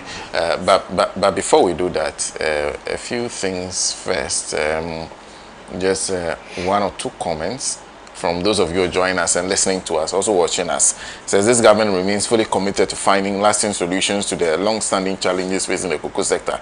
I therefore urge our hard-working cocoa farmers to continue cooperating with government as their concerns will be addressed amicably and sustainably. The sector suffered severe mismanagement under the NPP administration, and the time has come to reset and restore it for the benefit of all stakeholders. And also, Koblavi of Pokwasi Benghazi is also joining us. He says Ghana cocoa farmers should exercise patience over unpaid money. Although the mess they have created is huge, yet it will be solved. Thanks to Financial Minister who has secured money to settle all the debt. President John Mahama will not chop any farmers hard-earned money. Previous government also created some problems before NDC party government came in. So cocoa farmers shouldn't put all the problems on NDC party. President John Mahama will pay all the outstanding arrears of money government owed cocoa farmers. Well, we have to move on to the next topic. The next topic has to do with Ayawaso East. I've already told the story. Congratulations to Honorable Baba Jamal. He's been in our politics for a very long while. I'll be the last person to say that Honorable Baba Jamal shouldn't perhaps represent the people of Ayawaso East. He knows our politics and he's done our politics for a long time. Congratulations to him. The issues that came up are no issues that are peculiar to Ayawaso East. They are issues that, in fact, I can tell you many stories that some of us have witnessed that we haven't yet told. As a journalist, I've been in this for so long. So to pretend that this is new is to be doing some form of injustice to ourselves. But it's provided the opportunity for us to have an open discussion on it. Ni has been through the delegate system and then has faced the voters. Yes. And then went back to the delegate system and lost. He couldn't believe it. So he knows how this system works. So I'll start from me on this discussion. Sena, thank you once again for giving this opportunity. So Sena, just as you said, I've been part and parcel of this system from childhood, actually. You know, from when I was about 9 years old, when I started following the NPP or partisan politics in Tema Central. I mean, then it was Tema West.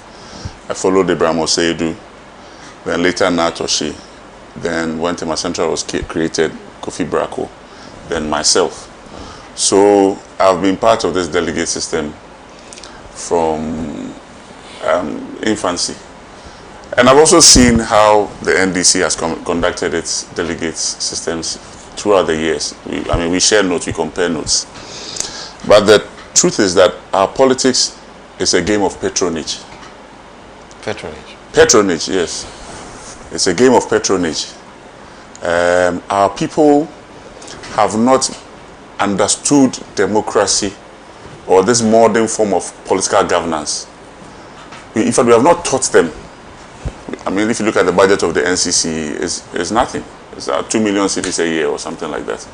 Just to pay salaries and that's it. There's no money for education, nothing. So our people really don't know the roles that we play in democracy, or the system called democracy. What they have actually done is to replace the chief with the MP.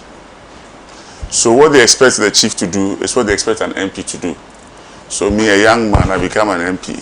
I've been only married for about 10 years.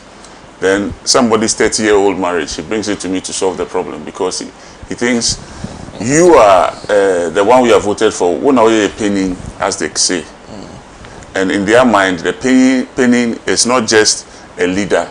You are a demigod. You are a spiritual leader. You are a fiscal leader. You are a financial leader. You are their leader.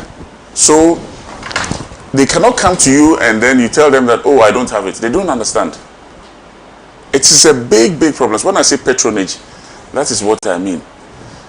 You have to solve their problems, including their personal problems. And that is what has led to the kind of politics that we do. So what Baba Jamal is alleged to have done, me sitting, I've done it before. I've also shared TVs before. That's right. Yes.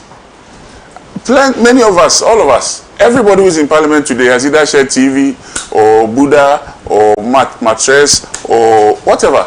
We have all shared it before, including money. Because this is the way our people see their leader. If you tell them that you don't have it, then the leader is weak. They are prepared to literally die for you, fight for you, work with you. They spend their whole life, their time with you. So they don't understand that. So it is not news. What happened in Ayawaso East is not news. Anybody who's saying it's news is a hypocrite. And it's not part of our politics. It's not news. It has happened in presidential primaries, parliamentary primaries, even church primaries, church positions. People give gifts to delegates or induce delegates in quotes, because it's a form of inducement. People might say, oh, even words can induce people. Yes, it's true. But we expect you to go and sell your ideas, not buy their thoughts in quotes. And I blame the political parties, because the political parties are the ones that are to be the vanguard or to build the block or to create the wedge. So when I saw that the NDC's steering committee or NEC or whatever had called, put in a three-man committee, I thought it was a step in the right direction, because we need to stem it. We cannot eliminate it. We need to stem it. And let me even use our recent presidential primaries as an example. There are people who refuse to go and vote because they didn't receive their Brand Champions TNT. In my constituency, I was sitting on the park with them. They said, oh, and she sat there and never went to vote. Because for her, the whole idea is to vote for the highest bidder. She got the other ones. She got the other ones, but she didn't get the last one, which was supposedly bigger than the rest that came. Because she had heard from her friends. People actually come to you and say, oh, Nani, so we're saying about prime minister. Oh, into this time, I'm telling you, this is the reality on the ground. Anybody who has picked up forms to go and contest for a public office in Ghana faces this. So you actually torn between there's a dilemma. There's something. It goes through your mind whether to go with them or stay your ground. So 2020, whilst I was contesting for the primaries, indeed I did the same thing that Baba Jamal did. I gave them flat screen TVs. When you turn on the TV, you see my picture. Thank you for voting for me. Really? And they voted massively for me. That's why Baba Jamal won the election. Why do you think he won the election? That is why Baba Jamal won the election. If Baba Jamal had not shared the TV, because the woman was also sharing some things. I saw the things. Some were sharing sanitary pads, some were sharing oil and gallons of oil. Though the eggs and rice, the eggs, the boiled eggs, it's for the fanfare on the ground, you know. But I'm talking about the things that people are looking for. And then money. Fiscal cash. I saw bundles of money arranged on somebody's set of things. The 200 Ghana notes, 5 bundles. People wait to make that money, in quotes, because they believe that this is our time to chop. That is what they say. This is our time to chop. This is the time for us to make our money. Some people, when we go for presidential primaries, just this past January, I met somebody and said, "Oh, me," I said, "I'm only MPP for do we check a amano." So this is the reality, but it is because of the caliber of people that man our political parties. The process of creating the delegates in the first place. The caliber is number 1, and the caliber is very, very, very, very low in both of the big parties, NPP and NDC, the 2 leading parties. Musa Dankwa recently did a survey during the NPP presidential primaries and gave us the statistics of the profile of the NPP delegates. Majority of them are below GSS. I'm not saying that if you have not gone beyond GSS, you are not an intelligent human being. No, but you and I know that there's a certain level of thought process that you develop when you go up in school, through secondary school to university. The people are below GSS, 70%. So they are not doing any, there's no logical reasoning behind the decision making. Even in America, the so-called doyen of modern day democracy, they have an electoral college of people that choose the president. Go and look at the caliber of people that form the electoral college. You must have an income of a certain level, own property of a certain quantum, you must have roots in the place for maybe 200 years or 20 years or whatever, before you qualify to be in that electoral college to help choose who the president of America becomes. When I was young and I started following the NPP, the polling station chairman in my community in Community 10 was called Dr. Brew. He owned the hospital, Bengali Hospital. He was the owner of the hospital. I'm telling you about the caliber of the people who were in there. Today, some of the people who are polling station chairman in our political parties are literally beggars. Every morning they go from this guy's house to the next person's house, press the bell. You honorable, it means that you have to give some. You go to the next. He goes to the next person's house. Go to the next person's house. That's what they are doing. They are not gainfully employed. They don't have any capacity. I'm just using this as an example, not to belittle our police station executives or the delegates, no, but to bring out the reality on the ground, so that when you see that there's a contest and Baba Jamal is sharing TVs and others are sharing gallons of oil and all that, you understand the nature of the politics, how our people perceive politics, how our people perceive governance, and how our people feel that governance must be saved. He's not talking about a road. He's not talking about the bill that you're going to make in Parliament. He's not interested in that. What he understands is that Baba Jamal wants to be president. He gave me a TV, and this one gave me 3 gallons of oil, and therefore I voted for the one that gave me the TV. They tell you that we want something that when we go home, we can show to our children that the politics that we do is for nothing. So if you give him money, is he going to tell his kids that you gave him money? No. He wants to see a TV so that his children, when the children watch the TV, they will know that, oh, his daddy came back with the TV when he went for the NDC rally, or when he went for the NDC program. He came back with the television. So that is why you see politicians doling out television. And I'm not singling out Baba Jama. I said me. I shared TV in 2020.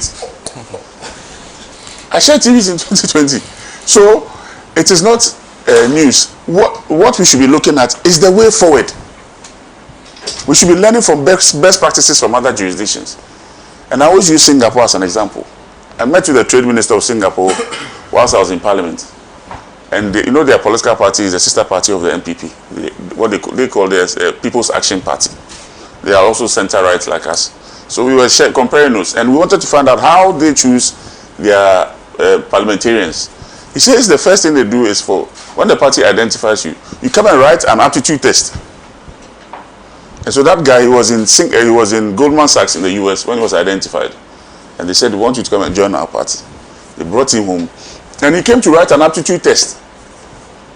When you finish with the aptitude test, before you go for an interview, before you qualify to go for primaries. So sometimes, because of the aptitude test, people just fizzle away. They don't even attempt the aptitude test in the first place, because if you go and write and you don't pass, the whole town will know that you tried the exam and you failed. So nobody even comes in the first place. And then beyond that, they go through a series of psychological tests. How you act under pressure, how you answer questions under pressure, how you behave when you are under pressure, and all that before you are allowed to go and even contest on the ticket of the party. That is the caliber of people they are looking for. And they are some of the highest paid MPs in the world, including their ministers. Their ministers are paid $1.2 million a year. I don't know what will happen in Ghana if we try to pay our ministers $1.2 million. Because you don't, once you are paid that, you don't have any incentive to even go and steal. But they don't pay school fees. They don't do all the things that we do. So we should be learning from those practices, how they have been able to develop and grow. And that is why when you look at your corruption index that you're talking about, they are almost number one. The perception of corruption there is almost negligible. It's not there. So these are the realities. Our politics is a pure game of patronage. Pure game of patronage. The last presidential primaries that we went to, I know the NDC is going to have theirs very soon. It will be brutal. It will be more than sharing televisions. Because every meeting you have to pay TNT. Every meeting. Otuko, am I lying? Yeah. Every meeting. Every meeting. You have to pay TNT. Every meeting. So how do you expect the political class to pay for all these things? So it also dovetails into our corruption. Why people do all the kinds of things that we see these days in the papers. In fact, when one government leaves, we get to know what the other one did. When they're in power, we never get to know. When one government leaves, and I'm sure when NDC leaves in 2028, we will get to know what they did. Because people must find resources to be able to pay for some of these things. When it's getting close to an election year, you see that we'll be having fertilizer smuggling. Why? Because the political class needs the resources to be able to do the things that the people think is politics. Me, 2024, one of the reasons why I lost the election was that I wasn't prepared to pay anymore. It didn't even make sense to me. I was like, it's true. So in fact, when I got to know what my opponent was going to pay, I just took the envelopes, took the money, and took some out. Because it didn't make sense. And when I went to the ballot, they voted against me. And people told me, Nani will see Nani, we don't buy a crown. Thank you. So with benefit of, with this knowledge, do you think that next time when I go to the primaries, what do you expect me to do when I go to the next primaries? We will not give 32 inches, we will give this one. This one is like 64 inches. Big, so that everybody will see that you are carrying it home. You know, that's just on a lighter note. But the reality is that we are running a politics of patronage. We need to educate our people. Trust me. Otherwise, look, this country will sink. We need to educate our people because it's getting bigger and bigger and bigger and bigger. The packages are getting bigger and bigger. When you're in opposition, you can give excuses. You scan, you want to them also. But when you're in government, no excuse will pan out because you cannot meet all their needs. Even the job opportunities that you promise them, you cannot get them for them. So what do you think they will do? They are expecting you to come and meet them during the campaign. When you have just 2 candidates, they are not happy. They want to see about 8 candidates. Competition. Income. Exactly. You know, they want to see 8 candidates. Everybody will bring their package, and they want to know the package. You should follow us during the night before the elections, the D-Day machinations. Oh, it's a whole game on its own. Even the way you share the money. Some will share half in the morning and share the rest in, you know. So I just hammering on these things because it is the reality of our politics. And we should find a way out of it. Either we legislate, like in other jurisdictions, where they have spending barriers or spending, you have to account for wherever you're getting your resources from. And then a limit of how much you can spend on a campaign. It's extremely important. Maybe we have to look at that. I know the former local government minister of the MPP, Damboche, he's always been stressing on this, that look, if we don't find a way of creating a proper funding law for political parties, or finding getting the state to fund political parties, we'll be in trouble. Because we are spending and spending. I'm just going to use one example. I was there, maybe this will be the last example. I was the campaign coordinator for Dr. Bamia's campaign in the Tema zone. I was in charge of Tema Central, Tema East, Tema West, and Ashaiman. How much did you pay? We won everything. How much did you take your calculator, I'm helping you. The first meetings that we went on the ground, we gave every delegate 50 Ghana cities for TNT to go home. For coming to the meeting and TNT to go home. Other candidates paid more. That's all we could afford. We pulled the money from ourselves, we paid. The second one, when he came, we also contributed. We gave the people TNT 350. Plus, the last one was from his wife. She also came to campaign. We pulled resources together. We gave, so that was total 500 cities. Then the D-Day, we gave them TNT of 500 cities. Do you know how much that is? And 3 candidates. One even did 700. Is it worth it? No, is it worth it? We really have to. This is a serious matter, SENA.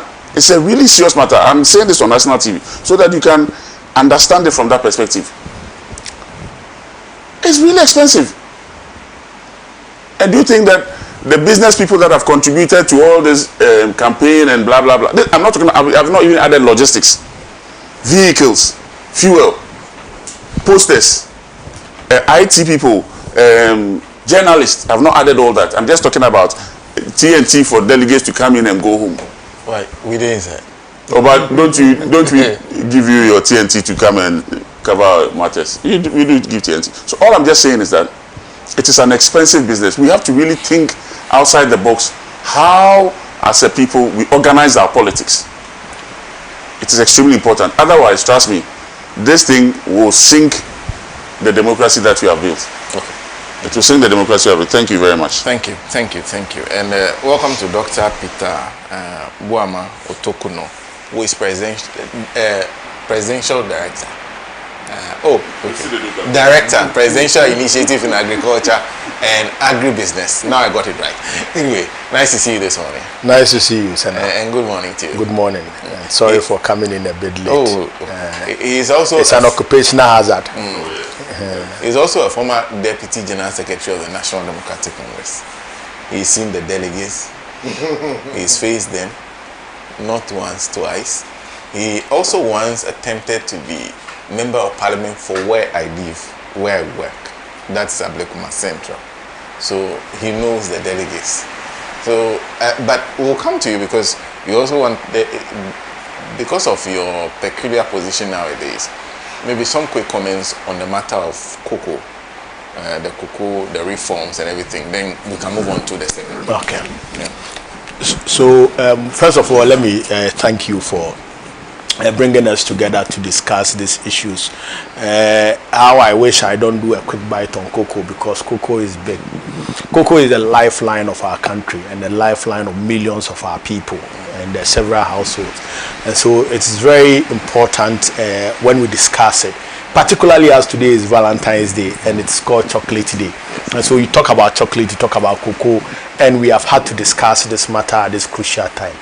It's rather sad and very unfortunate how far we have come in terms of our cocoa sector. And verily I say that the problems of the cocoa sector today, even though has not been something new, we are in the current crisis today, and I'm going to explain to you what actually the crisis is. Because of the reckless mismanagement, careless running of the cocoa board. And I put the blame right at the doorstep of the MPP. And so just a few days ago, when I saw them do the press conference, I cringed. I was shocked, because at least some modicum of shame should grip human beings, you know, I mean, in the conduct of affairs.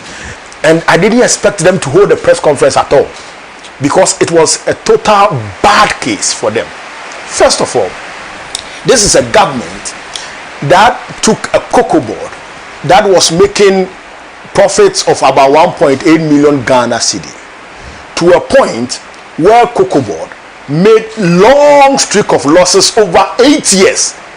No single period did they make profits, and the only time they claim they posted profit, I'm going to tell you how they posted that profit. And so you would see that in the history of this country, from 2021 coming up to 2024, they posted in 2021 199 million Ghana cedi loss. Then the following year 395 million cedis. Then the following year 78 million cedi loss. The next year 275 million cedi loss, and the final year 426 million cedis loss. And in 2022-2023 season, they claim they posted some $2.9 billion profit. I don't know if you remember. What happened was that because of the debt crisis, the cocoa bills we were not able to pay from 2021 to 2022. They had accumulated the cocoa bills and even debt owed to LBCs for 9 months. Never in the history of this country has cocoa board owed the LBCs, the license buying companies, over 9 months, and they had not paid. That happened at the time. And you know what they had to do? All the cocoa bills or the cocoa bonds that they had raised to finance the sector, they had to restructure under the DDEP. Moved all the debt that they were supposed to pay in 2022-2023 to 2025, 2026, 2027, 2028. So they restructured and moved all the debt, and that was the proper haircut. That was the time the haircut was done. So everybody who had bought the cocoa bills, the bond, you received the haircut, and they were moved to 2025, 2026, 2027, 2028 at a coupon rate of 12.5%. And they claim that after they moved all the debts that they were supposed to pay, the debt obligation of about 4 billion that year, they claim that they have made profit of 2.9 million Ghana cedi. That was how bad SENA the situation was. And look, this is just as a result of clear mismanagement and lack of purpose. Why am I saying that? In the first 4 years of the Akufo-Addo regime, they didn't increase the price of cocoa on the market, the terminal price to the farmer. It was not increased, it was maintained 4 years. So in 2021, they started moving from 600 Ghana cedi, then they moved to 800 Ghana cedi, then they moved to 2,000, then finally they ended at 3,000. Now see what had happened to the price of cocoa on the international market. The price of cocoa on the international market was galloping at the time. In fact, it galloped up to the point that we were buying cocoa at $12,000 US. $12,000 US. On the futures market, 12,000. On the spot market, at the point it was 12,000. And at the time, guess what was happening to the cocoa farmer and the price of cocoa? we were paying the cocoa farmer less than 21% of that FOB price. And you know what resulted in that? What resulted in that was that the Akufo-Addo government went to lock Ghana in what we call the futures market, a forward sale of our cocoa, at some $3,200 from 2021, 2022 to 2023. And guess what? As if that was not enough, at the time the price was selling at $9,600, they locked Ghana in another contract at $2,600. When the cocoa is being sold on the international market at $9,600, you go and lock the nation in the contract at $2,600. Then they came to us to deceive us that, oh, they have increased the cocoa price to $3,000 and it is 76% of the price of cocoa. It was 76% of the terminal price they were selling the cocoa, which is $2,600. But the price on the spot market was $9,600. And even if at the time they were going to do a futures arrangement, the futures price on the international cocoa exchange was $12,000. Who does that to his country? Who does that to his people? And guess what? They projected that they were going to sell 800,000 metric tons of cocoa in 2024. They sold 781,000 in forward sales at 2,600 Ghana cedis. Look at how wicked they are. 780,000 in forward sales, when you could have even done maybe half spots and half forward sales. They did 781,000 on forward sales at 2,600. And guess what? They couldn't supply.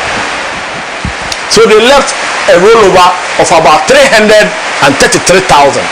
The first time in the history of cocoa board in 78 years, when cocoa board has had to do a rollover to the tune of about 333,000 metric tons. Let me see that.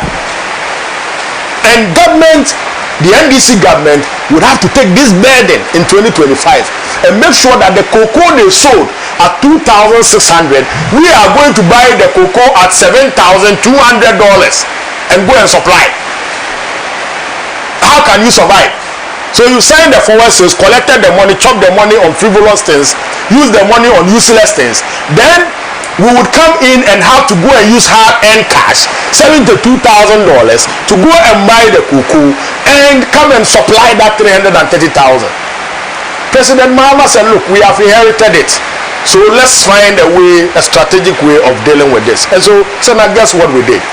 What we decided to do was that so that we balance the finances of cocoa board, whilst we buy for the season, let's try as much as possible to buy enough to supply, so that we don't lose our relationships on the international market, but most importantly also bring comfort to the farmer and be able to buy enough. And so last year our estimated yield that we were looking at was $650,000, 650,000 metric tons. We may likely go a little beyond that. But when we started buying, we bought about 580,000 metric tons.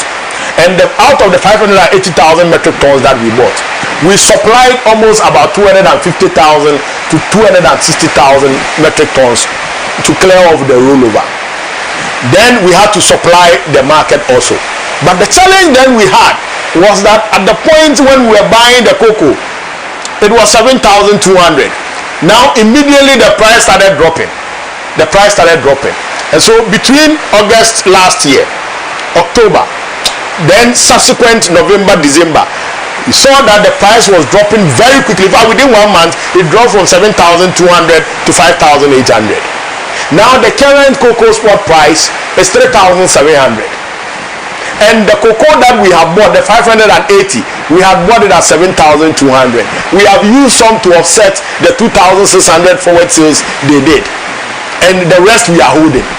Who would buy your cocoa that you bought at 7,200 on the international market when it is being sold for 3,700? So then cocoa board will obviously go into liquidity challenges, because the cocoa that you have purchased, you are even unable to trade that cocoa, because when you trade that cocoa, you can't pay your farmers.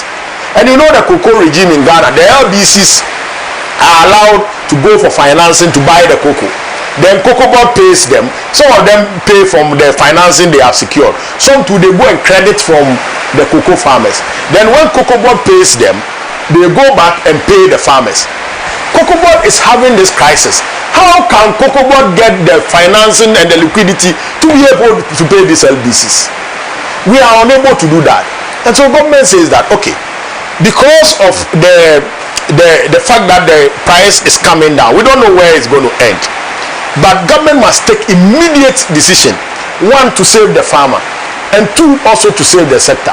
So why don't we go back to some reforms and rethink our whole cocoa strategy? Because you are now holding the cocoa you bought for 7,600 and nobody is going to buy. Meanwhile, let me tell you one irony about the cocoa industry. Ivory Coast and Ghana, we produce 65% of the world's cocoa. 65%, these two countries.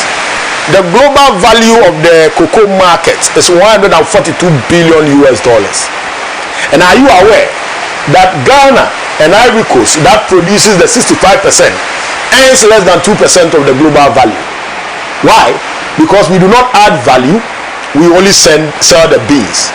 Now the market dynamics of the bean sales is that when you sell the beans to those foreign markets and they add the value, they are able to get the full potential of the value of the cocoa. Now there are local processing industries as well. The local processing industries, because of the demand of Ghana's premium cocoa on the international market, Cocoa Board will not sell the premium cocoa to you when they have locked themselves in forward sales and they have to deliver. In fact, in the past 8 years, all we have done is forward sales. Sometimes we do it 2 years in advance. And so you cannot get some of the cocoa for the local processing industries. The worst of it all is that in the minor season, which we call the light crop, which light crop usually is not demanded on the international market, the local processing companies used to procure that and use it for processing so that they can get our golden tree chocolate and all those things onto the markets. Guess what happened in the last 8 years? It got to a point in time that the light crop we were exporting, because we have locked ourselves so much that sometimes we have to supply the light crop, so they were not getting, and so they had to go and pick permission from Cocoa Board again to go and import from Nigeria, from Benin, and from Ivory Coast to be able to process. In that case, all the jobs that they have in those industries are jobs that were not sustained, and so they usually do not produce throughout the year. And so President Mahama is saying that, look, if indeed we have to get the full value of the cocoa that we are producing, let's look at local processing. But how do we do that? Why don't we take advantage of this crisis? And this crisis is actually being engineered by market dynamics controlled by the giants. This price that is going down is the giants. They buy the cocoa, so they give you this artificial shortage. Okay, we don't want it, we will not buy. Then you are forced to now adjust and come down, and it's an exchange. That's what determines demand and supply. That determines the pricing, and that's why the past 1 year has been dropping. It's just been dropping. And look, they can go as low as $1,000 if you are not careful. And so we as a country must also hold the value of what we have. If we are processing 50% as the president has directed, and Cocoa Board is ensuring that all the cocoa, whether the main crop or the light crop, is going to the local industry, it will shock them, because they will not also be able to produce sustainably.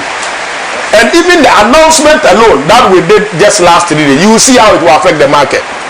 If indeed we are able to put action to it, and all the cocoa that we have bought and they are not ready to pick, we move them to the processing companies, they will start running. Remember, the market is broad. Some of the big giants, they have even local LBCs that they give funding to direct to buy for them. Now, if they realize that Ghana is processing 50% of our cocoa, they will now be forced to change their business model. They may probably now decide to buy intermediate products or finished products and move away from the beans, which would also move the beans market and increase our margins for the 50% of the beans that will move to the market. And so this is carefully thought through, strategic decision, strategic reform that we are putting in place. And these reforms are not only on the sale and the processing. We are looking at comprehensively restructuring Cocoa Board. Because look, the situation at Cocoa Board is sad. SENA, you had the case whereby in 2021, the government imported bales of cocoa sacks. The bales of cocoa sacks that they were imported and brought from the port to the warehouse is the same cocoa sacks they have used from 2022, 2023, 2024, and when we came, there were 94,000 of those bales in the warehouse. We have used them for 2025, and there is still enough 75,000 to use for 2026. As if that was not enough. As if that was not enough. The same cocoa board now ordered another batch of the sacks in 2022, 2023, 2024. And in 2024, just 4 days before they left office, they raised a letter of credit, $48 million, for another batch of cocoa sacks to be brought in. So now, if this is not wickedness, then what is wickedness? This is clear case of abro, killing the nation. Who does that to his own country of birth? So now, who does that to his own country of birth? You waste money to this tune. When cocoa board is in crisis, you are giving cocoa contracts of about 26 billion Ghana cedi. And you know that every year your average allocation for cocoa contracts, cocoa road contracts is 400 million. And within 1 year, you give contracts of about 26 billion, which will take almost about 40 years to pay if you are going to allocate 400 million every year. So now, who does that to his country? And yet these same people, and honorable, I think maybe it's a good time to be out of parliament. Your colleagues in parliament are very sinful and they are shameless to even hold those press conferences they held the other day. And they know all these facts. They know all these issues. This reckless spending, locking the nation into this difficulty, creating a mess, collapsing the institution. Are you aware that the current liabilities as at 24 of cocoa board is almost 20.2 billion Ghana cedi? Liabilities, I'm talking about current liabilities. Non-current liabilities have not come. Non-current liabilities have not come. And that is why we owe about $32 billion. Now you have a government that is restructuring this, restructuring the whole sector.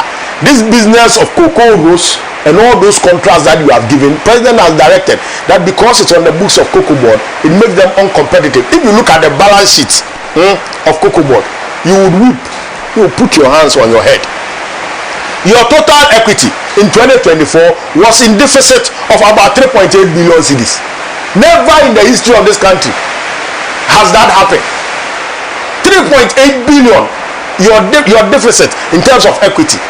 In 2016, when we were leaving cocoa board, our equity was 1.79 billion Ghana cedi surplus.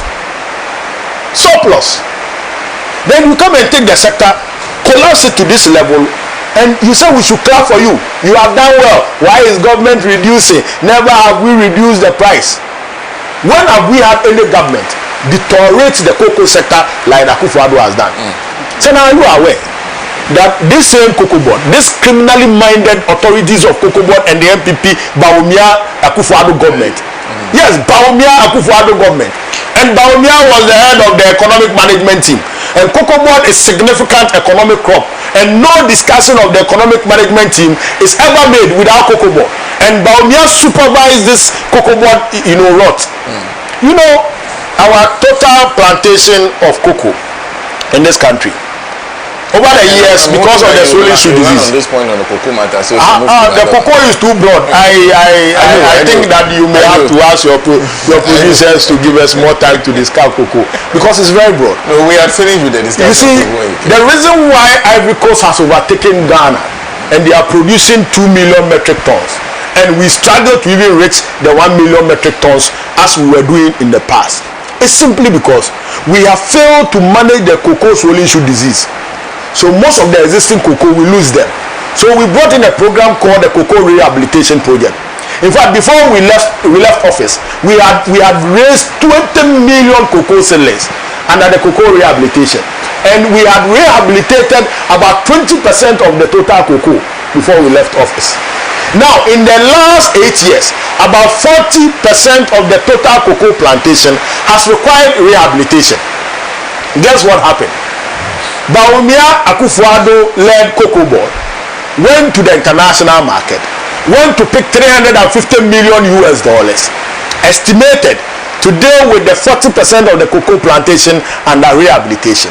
Spent the money, finished the money, went into Cocoa Board coffers, added 700 million Ghana cedi under the guise of doing cocoa rehabilitation, and guess what? Out of the 40% of the cocoa that were supposed to be rehabilitated, not even 10% was that.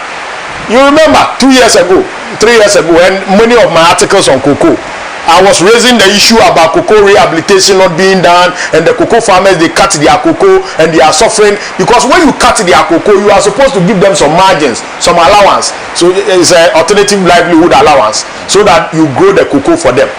You went and cut the cocoa, went for the money, was not paying them those allowances. The farmers were complaining, their farms were not rehabilitated, and you spent the money. What did you spend the money on? Who does that to his country? And so SENA, look, this cocoa thing, if it was those days, people would be brought into public and last. If it was those days, people ought to be brought to public, their clothes taken off, and beaten. They soak their cane in kerosene and beat them.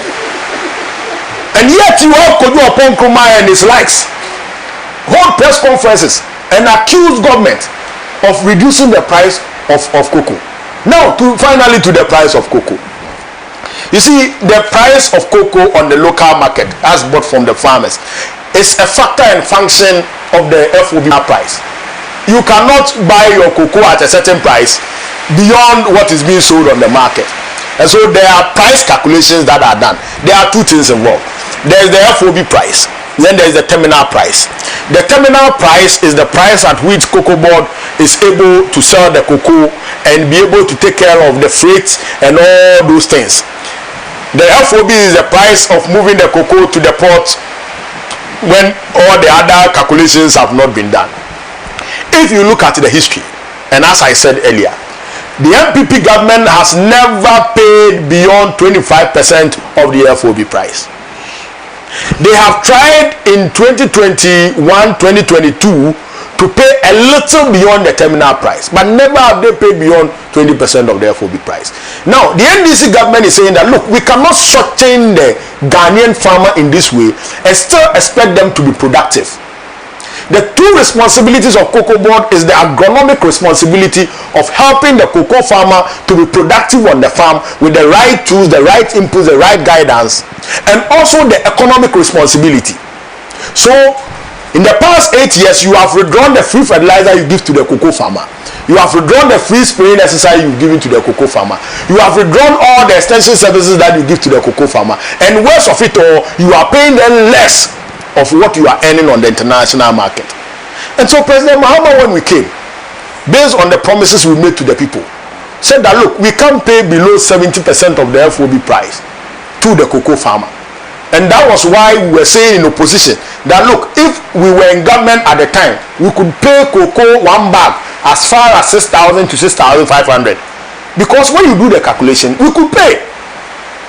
Indeed, in 2024, the cocoa price went as high as 1.8 billion OCDs per ton, 180,000 per ton. And if we were selling at 180,000 per ton, and we were giving it to the farmer at 36,000 per ton, in fact, the best they did when they moved the price to 3,000 was 48,000 per ton, when the cocoa was selling full price FOB at almost 1.8 billion per ton. And so President Mahama said, okay, let's do 70% of the FOB price, such that if under our regime we are selling, or the international market is selling cocoa at 1.8 billion, we can give our farmers some 80,000 Ghana cedi so that they can get the real value. But that also means that anytime the price also comes down, the farmer must also adjust the price. And so last year, for the first time, we did over 70% of the FOB price. And this is the first time in the history of this country and cocoa sector, SENA, that the government has reviewed the price of cocoa 3 times in one season. It has never happened. The difference between the MPP and us is that we are being true and fair to the farmers and more transparent with the farmers, and that is what has resulted in the variations of the prices. And so wait, on 4th August 2025, when the cocoa price was $7,200, we announced a price of 3,225 Ghana cedi per bag, and that was about 51,000 per ton. Now we realized that at the time we were setting the price, our currency was doing so well. Ghana cedi to the dollar was 10.25 Ghana cedi to a dollar, and so when you do the calculation, we could do 3,225. Just within 1 month, when we realized that our currency has shaken a little bit and it was moving to 11 cedis to a dollar, we used that conversion, listen carefully, to now convert the price so that the farmer can gain more. And that moved our price from 3,200 to 3,625. And when we did that, the good news was that because our currency was the determinant in the calculation, we outbid Ivory Coast in the price. And so it meant that our market was doing well. It will reduce the smuggling, and even people would want to be smuggling to Ghana. And so we got the results. Now, after the October price adjustment, which was made at 11.7 or 11.5 and $6,000, we realized that the price started coming down. Now it has come out to 3,700. Are you still, with all the issues and the challenges and the obligations that I've said, and all the narrations that I've done, will you still want to sell at 3,600? No, we said no.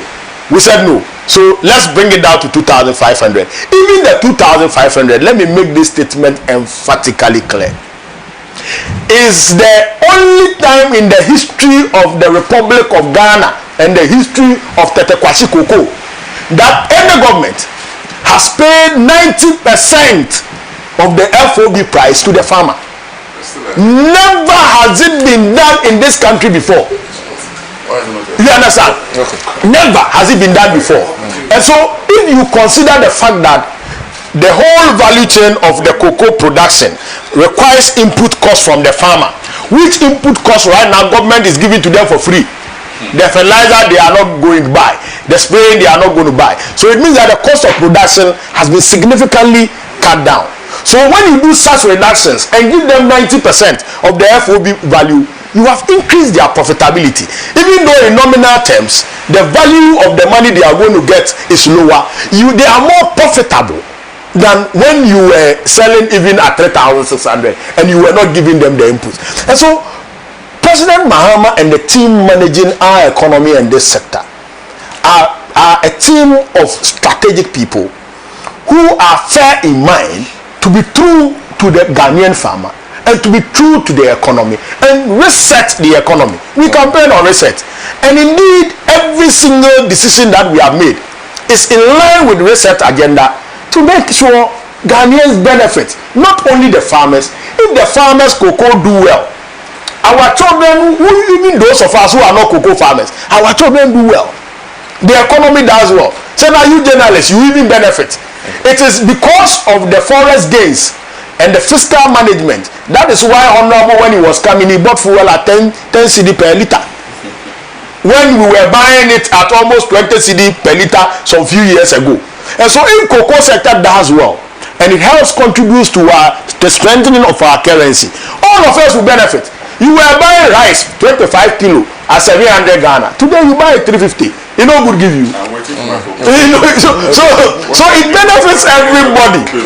And so, SENA, these reforms are very crucial. Okay. We are going to process 50%, and as we speak, there is a bill being worked on to review the entire structural arrangements of the cocoa sector. And so that bill will now restructure the cocoa board and its adjoining institutions so that they can be responsive to the growing needs of running the cocoa sector efficiently. Okay. Having said that,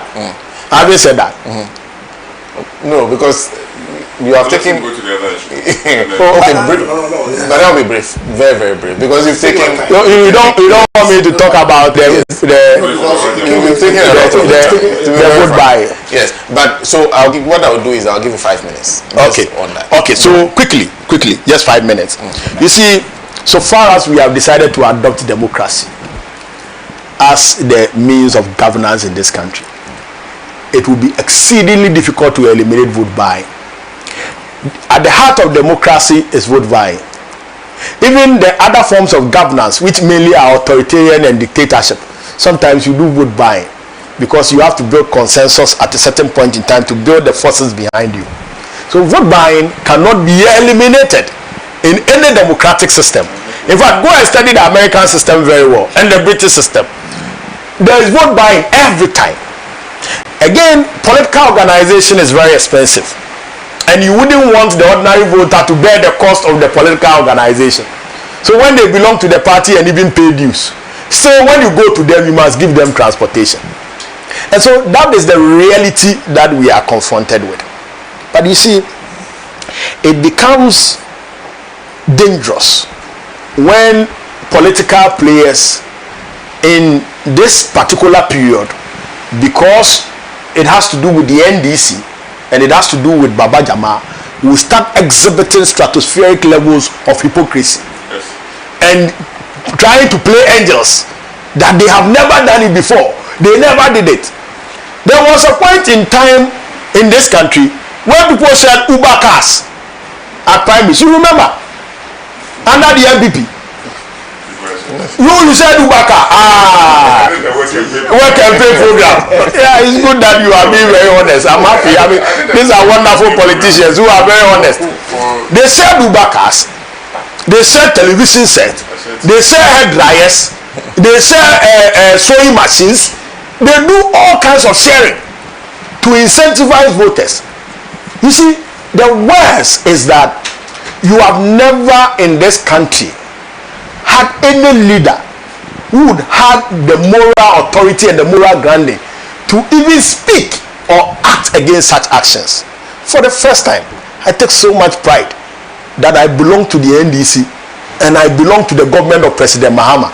A president who will not sit aloof and play sleeping on such matters, such that when the primaries was ongoing, the accused person whose name was being bandied around, without even the final investigative report, had been relieved from office.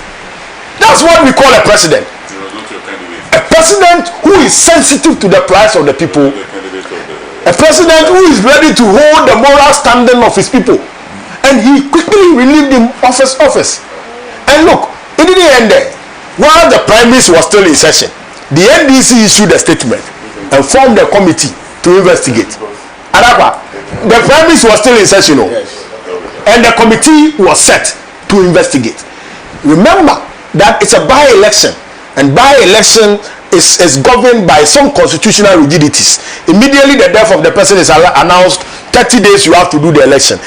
If you want to vary that, you have to go to court and seek review, and that electoral commission is the one that is supposed to do that. We were supposed to file nominations, close of nominations on Wednesday. You did the primaries on Saturday.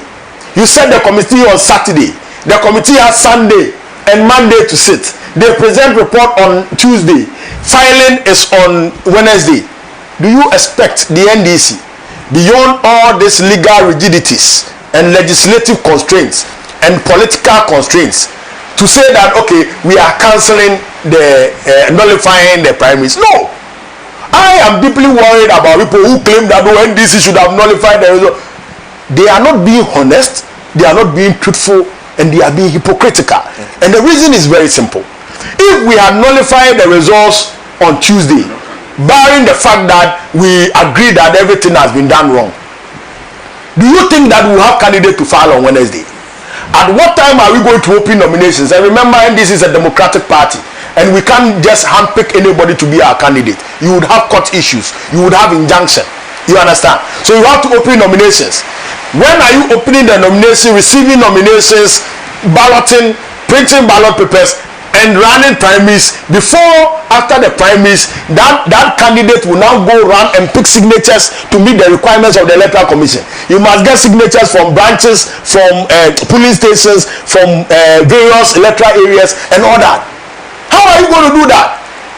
We were heavily constrained, and so we had to take a decision to allow it to go, but we didn't leave it there.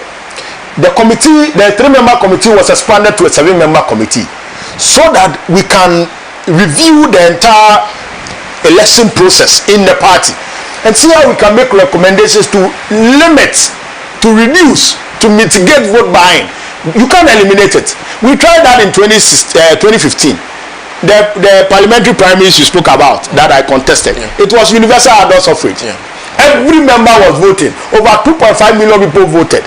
You understand? In my constituency, the people who voted were almost 4,000 to 5,000. You understand? And so, if you do this consideration and how far we have come, and the fact that we even took that move, the challenge we had was that there were other registration issues, and we got a lot of influx of MPV people who were not true members coming in and all that. So in 2018, we decided to change it a little bit so that we can correct the errors and build a database, a long-term database that can allow us to easily run that one. So in 2018, we changed the model, and even when we changed it, in our presidential elections, over 385,000 to 390,000 people are voting. Okay. That will help you to eliminate, because if you have to go and do rally, you don't have to pay transport for everybody who comes in. Okay. Then you speak and you leave. No. And so with that large number of people voting, you would be able to mitigate that. And so I think that the NDC stands tall. Our moral conscience is in order.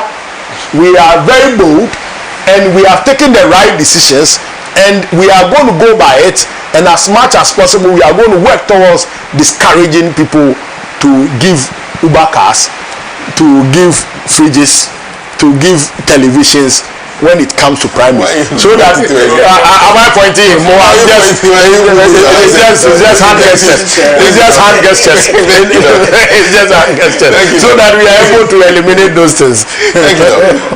We'll move straight to Lawyer Andrapi Adankwa. In fact, I've been waiting to hear from him on this particular issue all week. He agrees with you.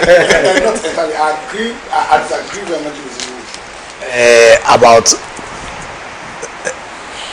attitude towards it. I agree with everything you said, but I disagree with the fact that because we can't do anything about it, so it's like murder. You understand? No matter what law you pass, people will still kill people, but we should not tolerate it, and you don't tolerate it by making it criminal. You understand? So you don't say that because people will always commit crimes. Oh, no, yeah, sorry, I didn't say that. I'm not saying they have been pronounced guilty. All of them. No, but it's and not. we have even made requests from the president. Take your time. Take your time. You see? No. Take your time. Take your time. As things stands today in Ghana, there's no law that bans vote buying for internal elections. Vote buying is illegal for just public elections. You understand? Now, Senator, you recall, I know that that's your. You said that's my favorite submission about political culture. And I said that the people whose job it is to create political culture are the state itself. Is the state itself. Yeah, you understand? And the state institutions. But the primary duty is the state. So, what has happened has happened. Yeah, you understand? I felt, you see, on Monday I went to Tigray and I went to praise the NDC. I was so sure they were going to follow the recommendations. No, I praised it on Monday, but you see, hoping that you would cancel the results. But that shouldn't be the basis for the praises. We have indeed done well. What no party would have done. What Akufo-Addo would have never done. What Bawumia would never do. It's a friendly support. You see, we will praise you if you are doing just a comparative analysis. Another one, yes, against MPP, against the Machiavellian MPP, you'd have done very well. Against Nebu. But Nebu is too low a standard to be comparing yourself to. It's like quite an example. Someone has gotten 0%, so if you get 50%, you have done better. You understand? And also because of the extent of the goodwill you have, and goodwill that you yourself have generated. I think if there's a time for us to really change a lot of negatives in our politics, this is a time. And I think, I like the way your executives have handled things. I recall that he called some judge out on some issues. I like the way your general secretary handled the sycophancy thing. Excellent. But this would have been the icing on the cake. And if you are taking that step, trust me, you'd have won. In fact, you'll be pushing the MPP into the abyss. No. You see, I won't join, but at least you know. But having said that, president take action, party take action. You see the action. You took the action, and then you came, and then but we can't. I saw that press conference. That press conference was very interesting. But having said that, you see, what has gone, what is gone is gone. I feel that if there's a time for us to push for reforms at the state level, it's now. We should amend our laws to criminalize vote buying even in internal elections and in all elections. No, he was talking about the churches, also the universities. Vote buying everywhere. Why? Do you want to turn this democracy into a kakistocracy? The MPP has already turned their democracy into a plutocracy. MPP, if you don't have money, forget. If you don't have money, you can be the master of ideas. If you don't get cash, forget. You understand? And they do that because there's no law in Ghana here that criminalizes vote buying. That's undermining this democracy. And you see, when you understand the focus, the purpose, the objectives of this democracy, there is our collective duty as a people to sustain it. And we can't sustain this democracy if we continue on the line of this politics of patronage. Babaja was my junior in law school. And you go and oh, come on. The other 32 so when I said they call him what's it called? Banasco. Alhaji Banasco. That's what they are calling him. So do you think that because of the Kosciuszko Moku that they voted for Babaji? Oh, I don't have any scientific. Listen, I don't have any scientific basis. Listen, I don't have any scientific basis. But will I also be far from saying because of the TV that's why they voted for him? My brother here, you remember when you go to contest? I advised you that time. That me where you are, I don't know why. No, I'm talking 2021. Now you shouldn't go. Because tell me you go and spend all this money. And what the quickest way of empowering yourself is to become MP. In how we do our things here. You understand? But having said that, let's look forward. I think in looking forward, my recommendation is, yes, you can't eradicate crime 100%. The same way we can't eradicate vote buying 100%. But we should not tolerate it. And we make work at it. Like no, we should not. No, you are not working. You are no. Right now you are in power. So I expect this government. This government, which so far is shaming Nebu. So far you are shaming Nebu. Doing far better than Nebu. Total shaming. But you see, the shaming and the reset agenda will not be complete if it's not your government that will amend the laws and criminalize vote buying. Because if you do that step, if you take that step, then you'd have entrenched the belief that if people claim that you birthed this democracy. Now when you add that law also, then you have taken a massive stride in dealing with the politics of patronage and also with this vote buying, which you yourself said has the danger of this. Because we want to create a system based on merit. You understand? We want to create a system. I listen to your Tema. Your Tema. Good people have missed the opportunity. You see, I listen to your Tema West. What was her name? Your Tema West. She's too for independent or Tema Central. This lady. On the Tema West. Excellent submission. Excellent. You see, so when you hear people like her say that our responsibility is not just to you, the NDC people. Our responsibility is to the people of Ghana. That is politics in the right direction. That's politics. That is anti-Nebu. But so you have people who are doing, in my opinion, are doing politics in the right way. If we miss this opportunity with the kind of good you have, with the quality of people you have now in government, if we miss this opportunity in passing this, in amending the law and criminalizing internal elections, vote buying in internal election, I bet you'd have done Ghana a massive disservice. I wonder if we ever have. You think we missed the opportunity of? No.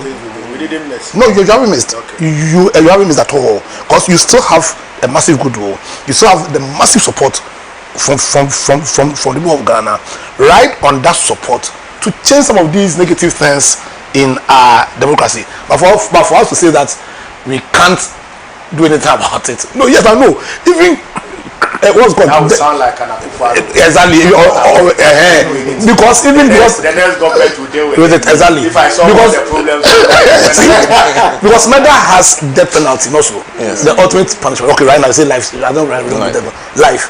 And people murder.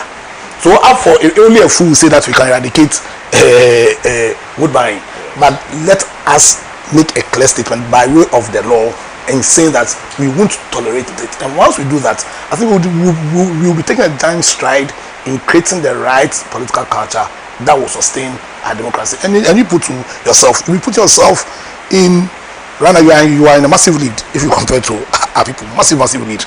But right now then the lead will be one that I wonder how they can ever bridge.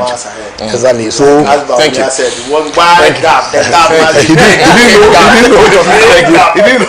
Thank you. Dennis Akwete says, I find it difficult to understand when reference is being made to the past in this current alleged wood buying within the context of reset.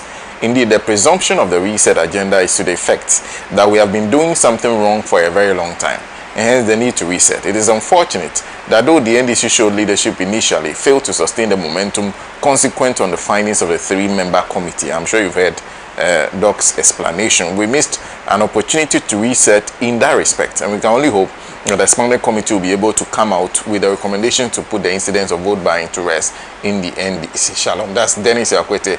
Hadi in Pig Farm says, good morning. In fact, sometimes if you listen to the level of corruption and stealing that took place under the watch of Nana Addo and his vice, Dr. Bawumia, one will just know Mother Ghana was a crime scene under the leadership of Nana Addo and his vice, Dr. Bawumia.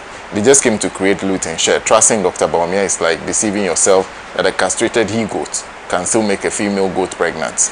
I love this fine and humble gentleman, but in the wrong party. President John Dramani Mahama should give him a post because he has Mother Ghana at heart and is very straightforward.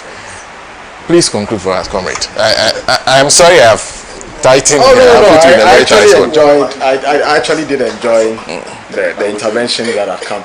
I would just add a little bit to the cocoa by saying that some of us believe that having a a marketing board helps farmers, and I think it should be extended to other food crops. Whenever harvest season comes, farmers are not happy in this country. It's another discussion all the way. But to say that I actually enjoyed Honorable's candor. It's so refreshing. His willingness to tell the truth and to suggest ways for reform. It's so refreshing. That was it. Yes. And I would say that, corruption is part of competitive elections. What we have, sometimes I find it very difficult to call it democracy. It's competitive electoral politics. And wherever there's competition for power, people will do whatever it takes to win. And patronage, as he mentioned, and corruption is part and parcel, just like football. If you give a free kick, somebody will move the ball some few inches forward. So what you need is law and order enforcement, effective enforcement.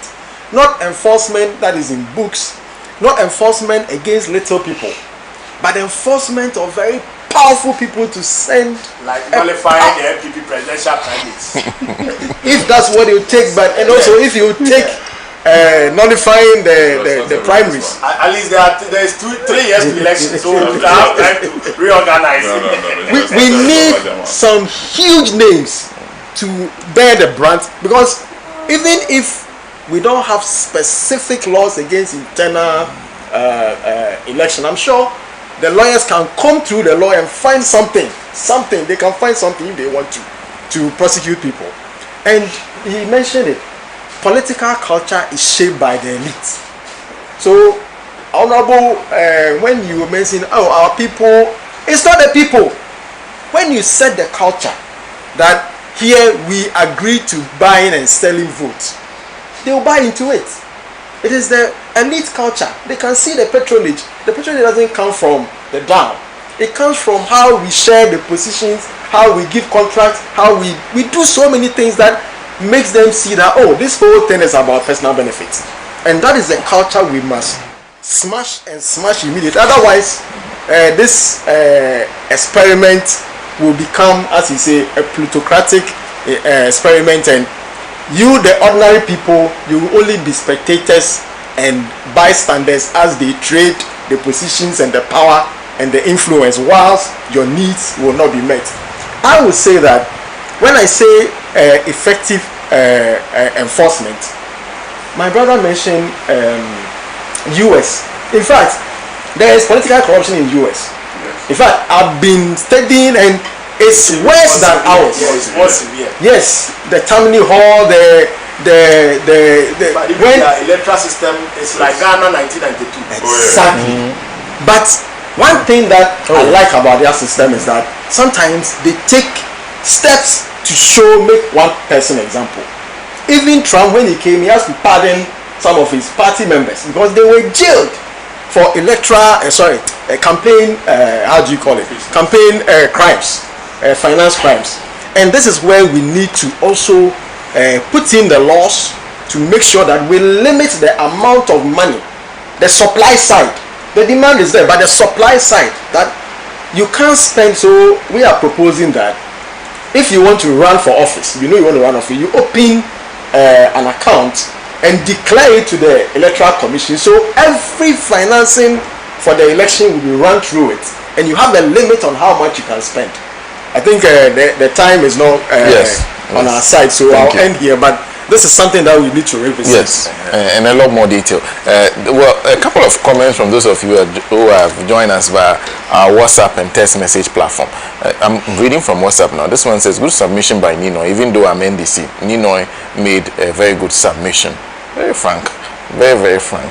There's also this one who says, the measures introduced by the government may be challenging, but they are necessary to address the difficulties inherited from the Akufo-Addo administration and to prevent the cocoa sector from collapsing. The NDC believes in action over mere rhetoric, unlike the previous MPP government, which spoke extensively but achieved little.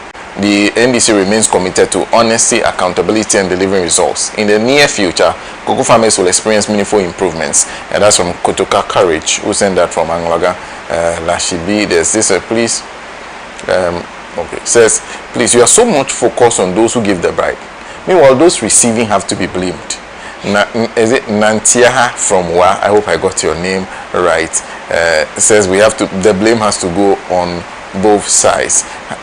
There's also this one says, there's a saying, it never goes like this in English. If you caught your wife cheating red-handed, don't shout. Discipline her indoors to avoid more men chasing your beautiful, lovely wife. Baba Jamal sharing items to win votes is no news. So the NDC shouldn't have taken the initiative to probe or nullify the result in the first place. Baba Jamal therefore is referred to as the wife of the NDC proverbially. Togbe Kupe Damsa II, aka Babylon chapter 2, who sent us that one. Togbe, good morning to you. Togbe is a regular. Thank you.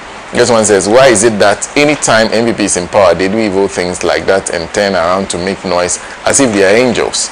How could the MPP guy carry home? And said, so now this money sharing policy started with the MPP in former President Kufuor's time, when they were so desperate to be in power. President Anado's time was more than the word West. So sharing things in policies all started by the MPP in this country. Aaron Bebe, if I can speak to that. Someone from Bolga says, very sad. Please, I'm happy Peter is here again. Please ask him when would he's asking about some 2023 African Games report, when it will come. There's no way we'll forgive the NDC for all disappointers. So borrow quick loan for transport to go and vote for GM. Till now I'll say he took quick loan to vote for GM. Till now I can someone he has announced his financial position. Let's leave it there before it goes out. And of course, a big thank you to our panel for today. Always wonderful seeing. It's nice to see Dr. Peter Bomo Otokono today. It's been many, but he's had quite a year in 2025. And it's nice, and I hope I get to see you more often this year, better than last year. You know, because mostly I'm always on the field. That's the problem. Anytime we talk on Saturday, I'm somewhere. Yes. So that's the problem. But this year we are going to try our best to come in as much as possible. Will you try the MPship again? No. Not yet. I don't know if you supply me with the TV. He's Director of Presidential Initiatives on Agri-Business. So he's covering 2 ministries. That's both the Agri-Ministry, because Agri-Business is now under trade. And fisheries. And fisheries too. Okay, yes. Okay. Then sitting by him is, of course, lawyer Andrew Appiah-Dankwa, who is Director Legal of the United Party. And the two of them claim to be good friends. But your candidate in Dokan Baumia, and he keeps referring to him as he said what? So don't touch me. Don't touch Bamu is Nebu. Nebu is almighty. Nebu. He's referring to Nebu. Nebu. You know Nebu is a chief. Everything goes out to Nana. Nino Hansenoti is one about Parliament for Thomas Central. To be very frank, sometimes when he says you go again, I always want to say, are you sure you want to do that? No, he's a great organist. I mean, he's a music person. No, he's you need to hear him play the organ. No, he's a fantastic business mind. Solid. And also a great technocrat when you listen to him. Yes. That's and just in the from last week home. See, that's his problem. That's